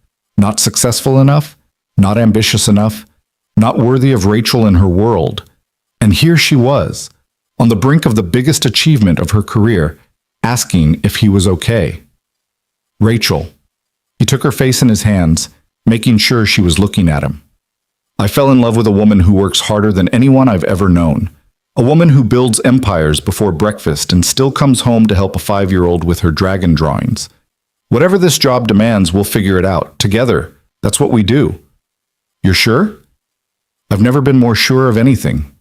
She kissed him then, deep and fierce, and Daniel felt the truth of his words settle into his bones. They would figure it out. They always did. The announcement came 2 weeks later at a company-wide meeting that buzzed with anticipation and anxiety. Rachel stood at the front of the room, poised and commanding, and told them what they probably already suspected. Thomas Monroe was stepping down, and she was taking the helm. The applause was immediate and sustained. Daniel clapped with everyone else, but his eyes never left Rachel's face. The confidence there, the readiness. She was born for this. Afterward, when the crowd had dispersed and the congratulations had been delivered, Thomas found Daniel in the hallway outside Rachel's new office. Well, Thomas said, his voice gruff but not unkind. She did it. She did. Congratulations. The congratulations go to her. I'm just the one who got out of the way. Thomas paused, studying Daniel with that assessing gaze he'd worn since their first meeting. She'll need support, you know. This job, it takes everything. I've watched it consume people. I know. Do you? Because being with a CEO isn't like being with a vice president. The demands are different. The sacrifices are different. Daniel met his eyes without flinching. With respect, sir, Thomas, I've been supporting Rachel since before you approved of me. I didn't need the title to know what she was worth, and I don't need warnings about what this job will require. I'm here. I'm staying. End of story. Thomas was quiet for a long moment. Then, slowly, he nodded. Good. That's what I hoped you'd say. He clapped Daniel on the shoulder, an awkward gesture from a man who didn't do physical affection easily. Take care of her, Daniel. She's stronger than anyone I know, but even strong people need someone in their corner. I know. I'm in hers. Yes. Something softened in Thomas's expression, just for a moment. I believe you are. He walked away without another word, leaving Daniel alone with the weight of everything that had been said and everything that hadn't. Take care of her. He intended to. For the rest of his life. Spring came early that year, melting the snow and filling the air with the promise of new beginnings. Daniel had been planning for months, researching rings, scouting locations, running scenarios in his head until they all blurred together. He wanted the proposal to be perfect, not flashy, not elaborate, but perfect for them, for their story. In the end, he chose simplicity. It was a Saturday afternoon in early April. The cherry blossoms were blooming in the park near their house, turning the walking paths into tunnels of pink and white. Daniel had arranged for Mrs. Patterson to take Lily for the day. A special adventure, he'd told his daughter, who had agreed with suspicious enthusiasm, like she knew exactly what was happening and was simply choosing not to spoil the surprise. Rachel came home from a morning meeting to find Daniel waiting in the kitchen with a picnic basket and a nervous smile. What's this? A date. Remember those? We used to have them before you became the most important person at your company. I was always the most important person. But she was smiling, already reaching for her jacket. Where are we going? You'll see. They walked to the park hand in hand, Rachel asking questions that Daniel deflected with vague non-answers. The blossoms were at their peak, petals drifting down like snow, and the paths were full of families and couples and dogs chasing shadows. Daniel led her to a bench near the old gazebo, the one where they'd had their first unofficial date, months ago, when everything was new and uncertain. They'd come here to talk, to figure out what they were becoming, to decide if the lie they'd started could transform into something true. It had. Beyond anything either of them had imagined. Daniel. Rachel sat down beside him, her expression growing serious. What's going on? You've been acting strange all morning. Have I? You made breakfast without being asked. You ironed a shirt. You've checked your pocket about 15 times since we left the house. She raised an eyebrow. Something's up. Daniel laughed despite his nerves. Of course she'd noticed. Rachel noticed everything. Okay, he said. You're right, something's up. He reached into his pocket, the pocket he'd been checking compulsively, and pulled out a small velvet box. Rachel's eyes went wide. Daniel, let me say this. He took a breath, steadying himself. A year and a half ago, you invited me to a dinner under false pretenses and introduced me to your parents as your boyfriend. I should have been furious. I should have walked out. Instead, I stayed. Because something about you, about that moment, felt like fate. He opened the box, revealing the ring he'd spent weeks choosing. Simple, elegant, a diamond that caught the light like captured starlight. Rachel Monroe, you turned my life upside down in the best possible way. You pushed me to be better, to want more, to believe I was worth more. You loved my daughter like your own and made our little family into something bigger and stronger. And somewhere along the way, you became the person I can't imagine living without. He slid off the bench, one knee on the grass, the box held out before him. I know this isn't traditional. I know we started with a lie. But everything since then has been the most honest thing I've ever known. So I'm asking you, properly this time, with a ring and everything, will you marry me? Rachel was crying. Daniel had never seen her cry like this. Not pretty, theatrical tears, but the real kind, the ones that came from somewhere deep and unguarded. Yes, she said, her voice cracking. Yes, of course, yes. Did you really think I'd say anything else? I hoped, but I wasn't sure. You impossible man. She pulled him up from the ground and kissed him, hard and certain, while the cherry blossoms fell around them like confetti. Yes, 1,000 times yes. Daniel slid the ring onto her finger with trembling hands, and Rachel held it up to the light, watching it sparkle. It's beautiful. You're beautiful. Smooth. But she was laughing through her tears. We're really doing this, aren't we? Getting married, becoming a family, the whole thing. The whole thing. Daniel pulled her close, breathing in the scent of cherry blossoms and Rachel's perfume and the promise of everything to come. I've never wanted anything more. They sat on the bench for a long time, watching the petals fall, talking about nothing and everything. Plans for the wedding, hopes for the future, the life they were building, one choice at a time. When they finally walked home, hand in hand, the sun was beginning to set. Lily was waiting on the porch with Mrs. Patterson bouncing with barely contained excitement. Did you do it? Did you ask her? Daniel laughed. How did you know I was going to ask her? Daddy. Lily rolled her eyes with the exasperation of a child who had long ago figured out the adults in her life. You practiced the speech. In the mirror. I heard you. You heard? The bathroom is right next to my room. Daniel felt heat rise to his face. He'd been so careful, so thorough, and his 5-year-old had known the whole time. Okay, he admitted.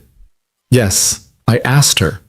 Lily turned to Rachel with wide, expectant eyes. And you said yes? Rachel knelt down, putting herself at Lily's level. I said yes. So you're going to be my stepmom for real now? For real. Rachel's voice was soft, steady. If that's okay with you. Lily considered this with the gravity of a philosopher weighing a great question. Then her face split into a grin. That's very okay with me. She threw her arms around Rachel's neck, hugging tight. I always wanted a mom. Daddy told me about my first mom, and I love her too, but I wanted one I could hug. Rachel's eyes met Daniel's over Lily's shoulder. Something passed between them. Gratitude, wonder, the overwhelming weight of this moment. You can hug me anytime you want, Rachel said, her voice thick. That's a promise. Even when you're doing important CEO stuff. Especially then. Lily pulled back, satisfied. Good, because I have a lot of hugs, and I've been saving them. The wedding was set for autumn, 1 year from the day Rachel had taken the CEO position, a symmetry that felt right. They wanted something small, meaningful, a celebration of the family they'd built, rather than a spectacle for others to admire. The planning took months, but Rachel approached it with the same strategic precision she brought to everything. Vendors were interviewed, Timelines were established. Lily was appointed official flower consultant, a role she took with tremendous seriousness. The flowers have to match sparkle and glitter, she announced one evening, presenting a crayon drawing of her specifications, purple and pink, and a little bit of gold. Dragons at a wedding? Rachel examined the drawing with the focus she normally reserved for quarterly reports. I think we can work with that. Really? Why not? It's our wedding. We can have whatever we want. Lily beamed. Best wedding ever. As the months passed, Daniel found himself thinking more and more about the path that had led him here, the grief that had nearly broken him, the survival mode that had become a prison, the lie that had set him free. He thought about Meredith too, not with the sharp pain of before, but with something gentler, gratitude for the time they'd had, acceptance of the time they hadn't. She had given him Lily, and Lily had given him a reason to keep going, and keeping going had eventually led him to Rachel. There was a logic to it, even if it didn't always make sense, a through line from loss to love, from ending to beginning. One evening, a few weeks before the wedding, Daniel took Lily to visit Meredith's grave. They hadn't gone in a while. The early years, Daniel had visited constantly, desperate to feel close to her. But as time passed, the visits had grown less frequent. Not because he'd forgotten, but because the grief had transformed into something that didn't need a physical location. She was with him always, in his heart, in his daughter's eyes. But this felt important. A way to close one chapter before opening another. Lily stood beside him, clutching a small bouquet of flowers, purple and pink, of course, studying the headstone with solemn curiosity. Do you think she can see us? I don't know, baby. Maybe. I hope she can. Lily placed the flowers carefully at the base of the stone. I want to tell her about Rachel and the wedding and how happy you are now. Daniel's throat tightened. What would you tell her? Lily thought about it, her small face scrunched in concentration. I'd tell her that Daddy smiles a lot more now, that he sings in the kitchen again, that Rachel makes really good hot chocolate and helps me with my homework and never laughs when I talk about dragons. She paused. I'd tell her that we're okay, that we're going to be a family, and that I know she's watching over us, even if she can't be here. That's beautiful, Lily. It's true. She looked up at him with those eyes, Meredith's eyes, full of certainty. She'd want you to be happy, right? Yeah. Daniel's voice cracked. I think she would. Then she's probably really happy right now, in heaven, because you found Rachel and we're getting married and everything is good. Everything is good. Daniel knelt down and pulled his daughter into a hug, holding her tight while the autumn wind stirred the leaves around them. I love you, Lily Brooks. I love you more, Daddy. She pulled back, brushing dirt from her knees with business-like efficiency. Can we get ice cream on the way home? I think Mom would want us to have ice cream. Daniel laughed, the sound startled out of him. Trust Lily to turn a graveyard visit into an ice cream opportunity. You know what? I think you're right. They walked back to the car together, hand in hand, leaving Meredith's grave behind but carrying her memory with them. Always. Forever. The wedding day arrived with perfect October weather, crisp air, golden light, leaves turning colors like nature's own celebration. They'd chosen their own backyard for the ceremony, the house they'd built their life in, the space where they'd become a family. Chairs were arranged in neat rows, an arch covered in purple and pink and gold flowers. Lily's specifications, executed flawlessly, stood at the head of the aisle. The guest list was small. Mrs. Patterson, who cried from start to finish. Marcus, who had appointed himself unofficial photographer and was taking pictures with aggressive enthusiasm. A few colleagues, a handful of friends, Rachel's mother, Catherine, who couldn't stop smiling, and Thomas Monroe, standing at the front of the crowd, waiting to walk his daughter down the aisle. Daniel stood beneath the arch, watching the back door, his heart pounding. He'd been nervous before, job interviews, presentations, first dates, but nothing like this. This was different. This was everything. The music started. A simple acoustic arrangement, something Rachel had chosen. The back door opened. Lily emerged first, scattering petals with careful precision, her face set in an expression of tremendous concentration. She was wearing a dress she'd picked herself, purple, naturally, and her hair was done up with tiny flowers woven through the braids. When she reached the arch, she took her position beside Daniel, slipping her hand into his. "You ready, Daddy?" "Ready as I'll ever be." "Good, because here she comes." Daniel looked up. Rachel appeared in the doorway, and everything else disappeared. She was wearing white, simple, elegant, nothing like the elaborate gowns he'd seen in magazines. Her hair was down, the way he loved it. She was holding a bouquet that matched the arch, and she was looking at him like he was the only person in the world. Thomas walked her down the aisle, his face a careful mask that couldn't quite hide the emotion beneath. When they reached the arch, he paused. "Take care of her," he said, and it wasn't a warning anymore. It was a blessing. "Always," Daniel replied. Thomas kissed Rachel's cheek, placed her hand in Daniel's, and stepped back. Daniel barely noticed. He was too busy looking at the woman who was about to become his wife. "Hi," Rachel whispered. "Hi yourself. You clean up nice?" "So do you. The dress is, if you say adequate, I will murder you at our own wedding." Daniel laughed, the tension breaking. "I was going to say perfect. You're perfect." The ceremony was brief but meaningful. They'd written their own vows, Daniel agonizing over every word for weeks, Rachel producing hers in what she claimed was a single late-night session of inspiration. "Daniel," Rachel began, her voice steady despite the emotion shimmering in her eyes, "I spent my whole life building walls, protecting myself from anything that might slow me down or make me vulnerable.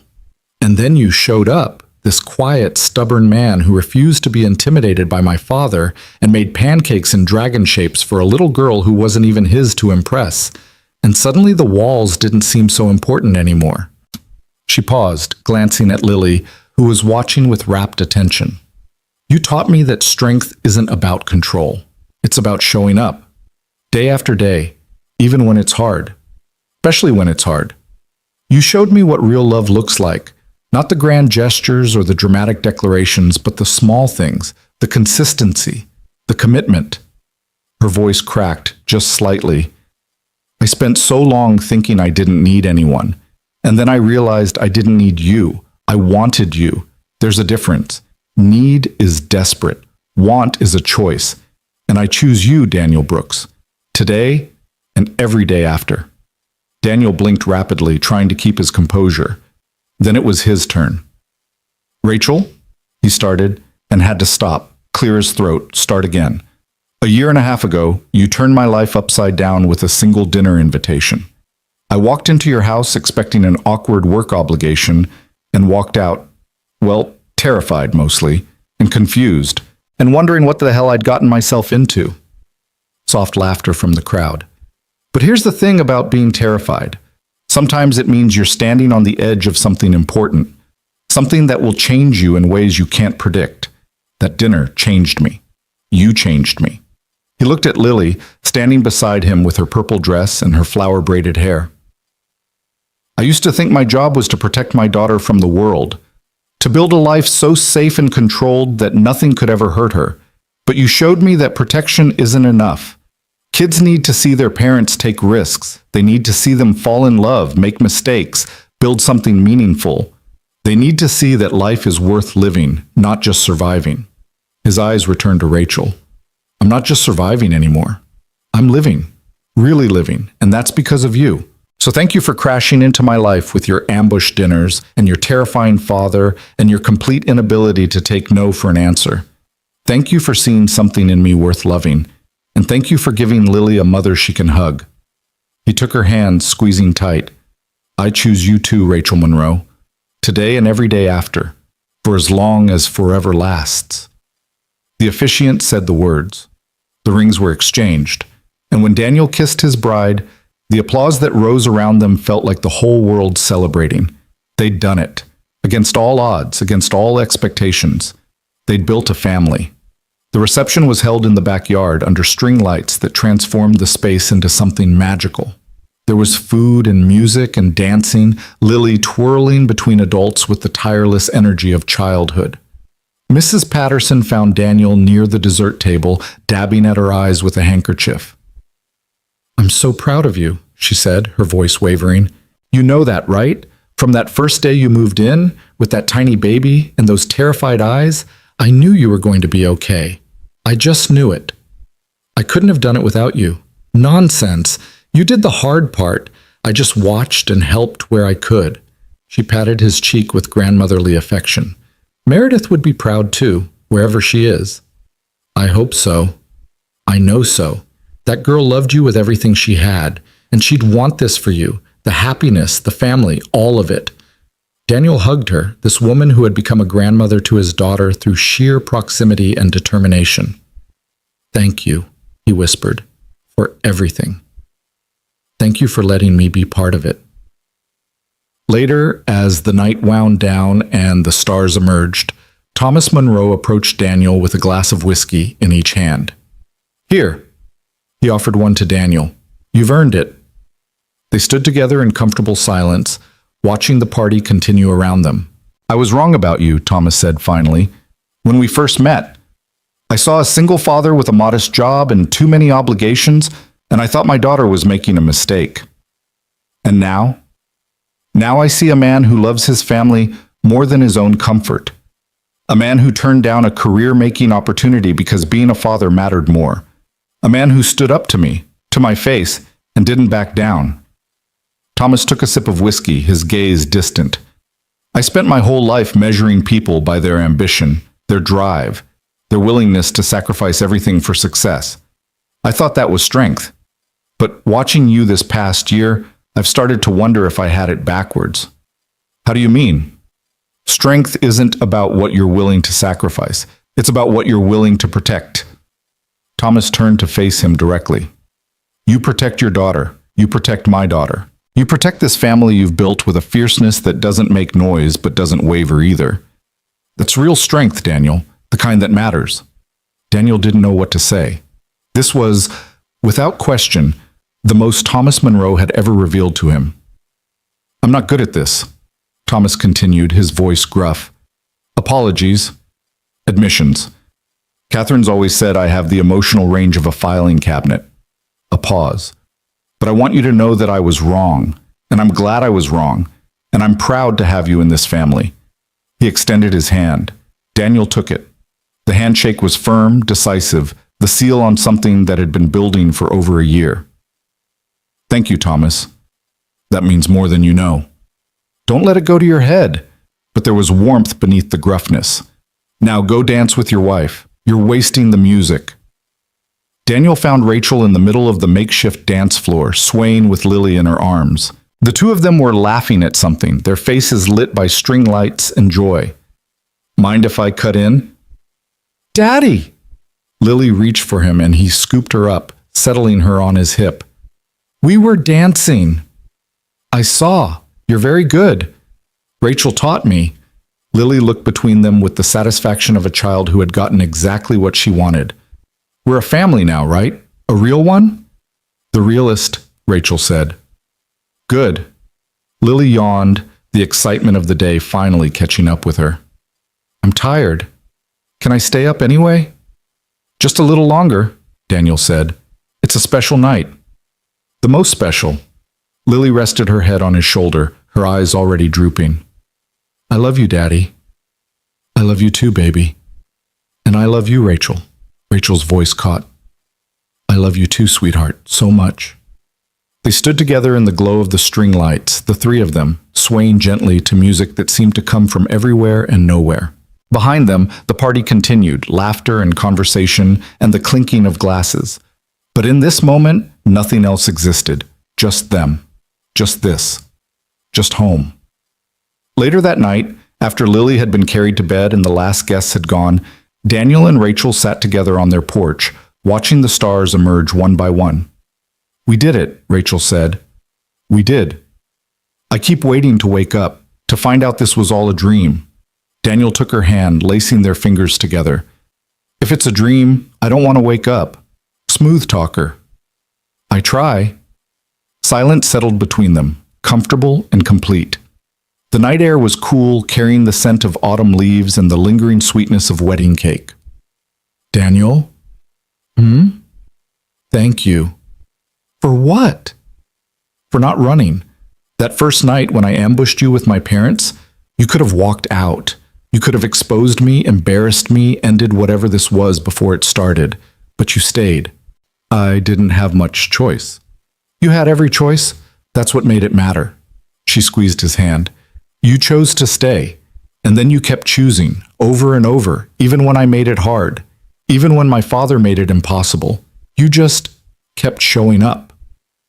That's what you do when you love someone. Most people don't. Most people run when things get complicated.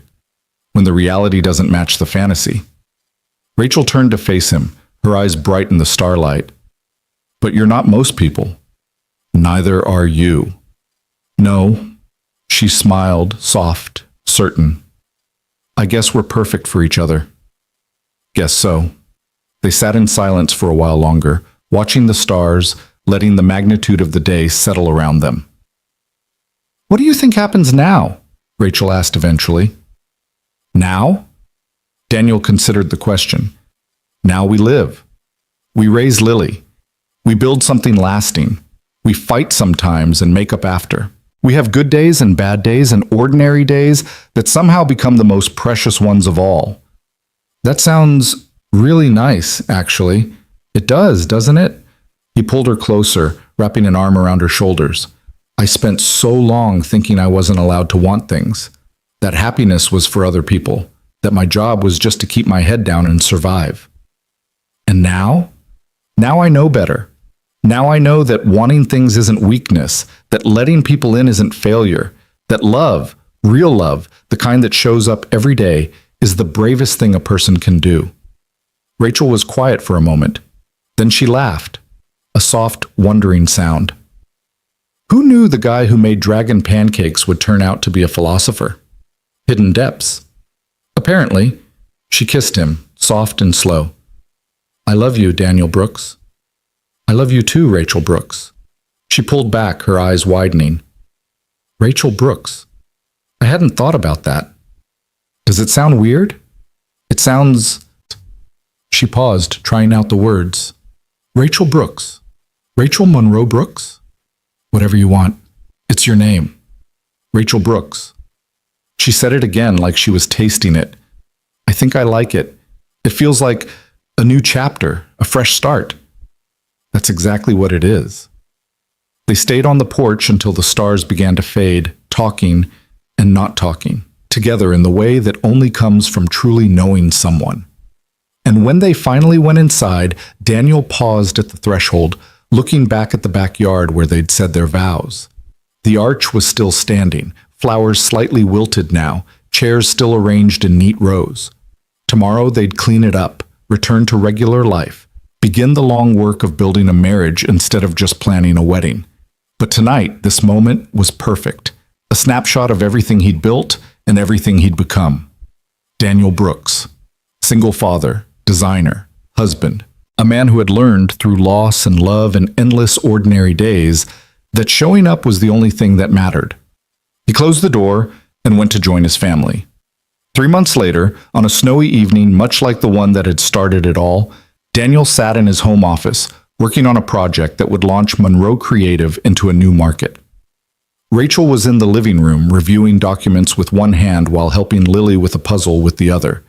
The sounds of their voices drifted through the house, Rachel explaining something about corner pieces, Lily insisting that dragons didn't follow puzzle rules. This was his life now. This impossible, beautiful, ordinary life. His phone buzzed with a message from Marcus. Drinks Friday? Bring the wife. Still can't believe you're a married man. Daniel smiled and typed back, Can't. Lily has a dance recital. Rain check? Marcus. Of course she does. You're disgusting, you know that? Disgustingly happy. Daniel. It's a burden I bear. Marcus. Shut up. Fine. Next week. And you're buying. Daniel set the phone down, but the smile lingered. He thought about the man he'd been 2 years ago, the one who left work at 5:30 sharp every day, who avoided attention, who had built his entire existence around not wanting things he couldn't have.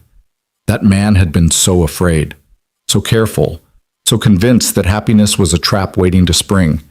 And he'd been wrong, so beautifully, completely wrong. Happiness wasn't a trap, it was a choice.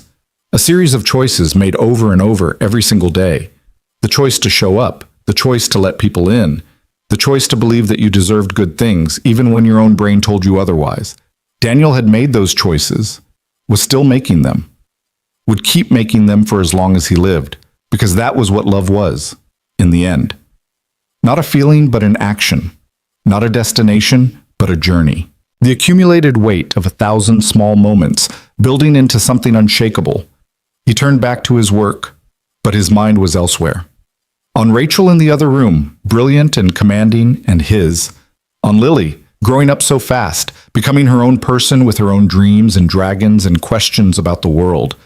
On the life they were building together day by day, choice by choice. He thought about Meredith too. He always would, but the grief didn't cut like it used to. It had become something softer, a presence rather than an absence, a reminder of what he'd had rather than what he'd lost. She would have loved this. All of it. The house, the family, the man Daniel had become. He carried her with him, always, but he no longer carried the weight of her death. That burden had transformed into something lighter, something that felt almost like gratitude. Thank you, he thought, for Lily, for showing me what love could be, for giving me a reason to keep going when I didn't think I could.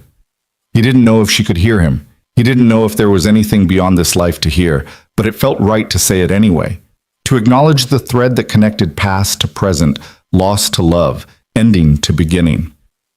A knock at his office door interrupted his thoughts. Lily stood in the doorway, still in her pajamas, clutching sparkle and glitter. Daddy? Hey, baby, what's up? Rachel said I could stay up late because it's snowing. Can we build a snowman tomorrow? Absolutely. With dragon wings? I don't know if snowmen have dragon wings. This one will. Lily said it with the absolute certainty of a child who had never encountered a problem she couldn't solve with imagination. Also, Rachel said to tell you dinner is ready and you have to come now or she's eating your portion. Daniel laughed. Well, I wouldn't want that. Me neither. Rachel makes really good spaghetti. He saved his work and stood, lifting Lily into his arms as he headed for the kitchen. She was getting heavier, 5 years old and growing like a weed, but he wasn't ready to stop carrying her yet. These moments were finite. He knew that better than most. Rachel was at the stove, wearing an apron over her business clothes, looking completely ridiculous and completely perfect. There you are. I was about to send a search party. Lily said you'd eat my portion. I would have. I'm hungry. Daniel set Lily down at the table and crossed to Rachel, wrapping his arms around her from behind. Hi, wife. Hi, husband. She leaned back into him, still stirring the sauce. How's the project? Good. Almost done. That's what you said yesterday. This time I mean it. Sure you do. Lily was watching them with an expression of tolerant amusement, like a parent observing children who hadn't quite figured out how to behave. You guys are gross, she announced. The grossest, Rachel agreed. Can we eat now? I'm hungry. Patience, Daniel said. Good things come to those who wait. That's what you always say, and then we wait and the food gets cold. She has a point, Rachel said. Daniel laughed and released her, moving to set the table. This was it. This was everything. The ordinary magic of a family eating dinner together, bickering and laughing and being completely, wonderfully present. As he placed the plates, he caught Rachel's eye across the kitchen. She smiled at him, that private smile, the one that was just for him, and he felt his heart swell with something that had no name. Gratitude. Joy. Love so big, it almost hurt. He smiled back, and in that moment, Daniel Brooks knew with absolute certainty that he had everything he'd ever wanted. Not the corner office, or the prestigious title, or the salary that proved his worth. Just this. Family. Home. Love. The small things, done over and over, until they became unshakable. Outside, the snow continued to fall, blanketing the world in white. Tomorrow they would build a snowman with dragon wings. Next week they would face new challenges. In a month, a year, a decade, there would be triumphs and failures and everything in between. But tonight, this moment, was perfect. And Daniel had learned, after everything, that perfect moments were worth holding on to. He sat down at the table with his wife and his daughter, reached for their hands, and held on tight.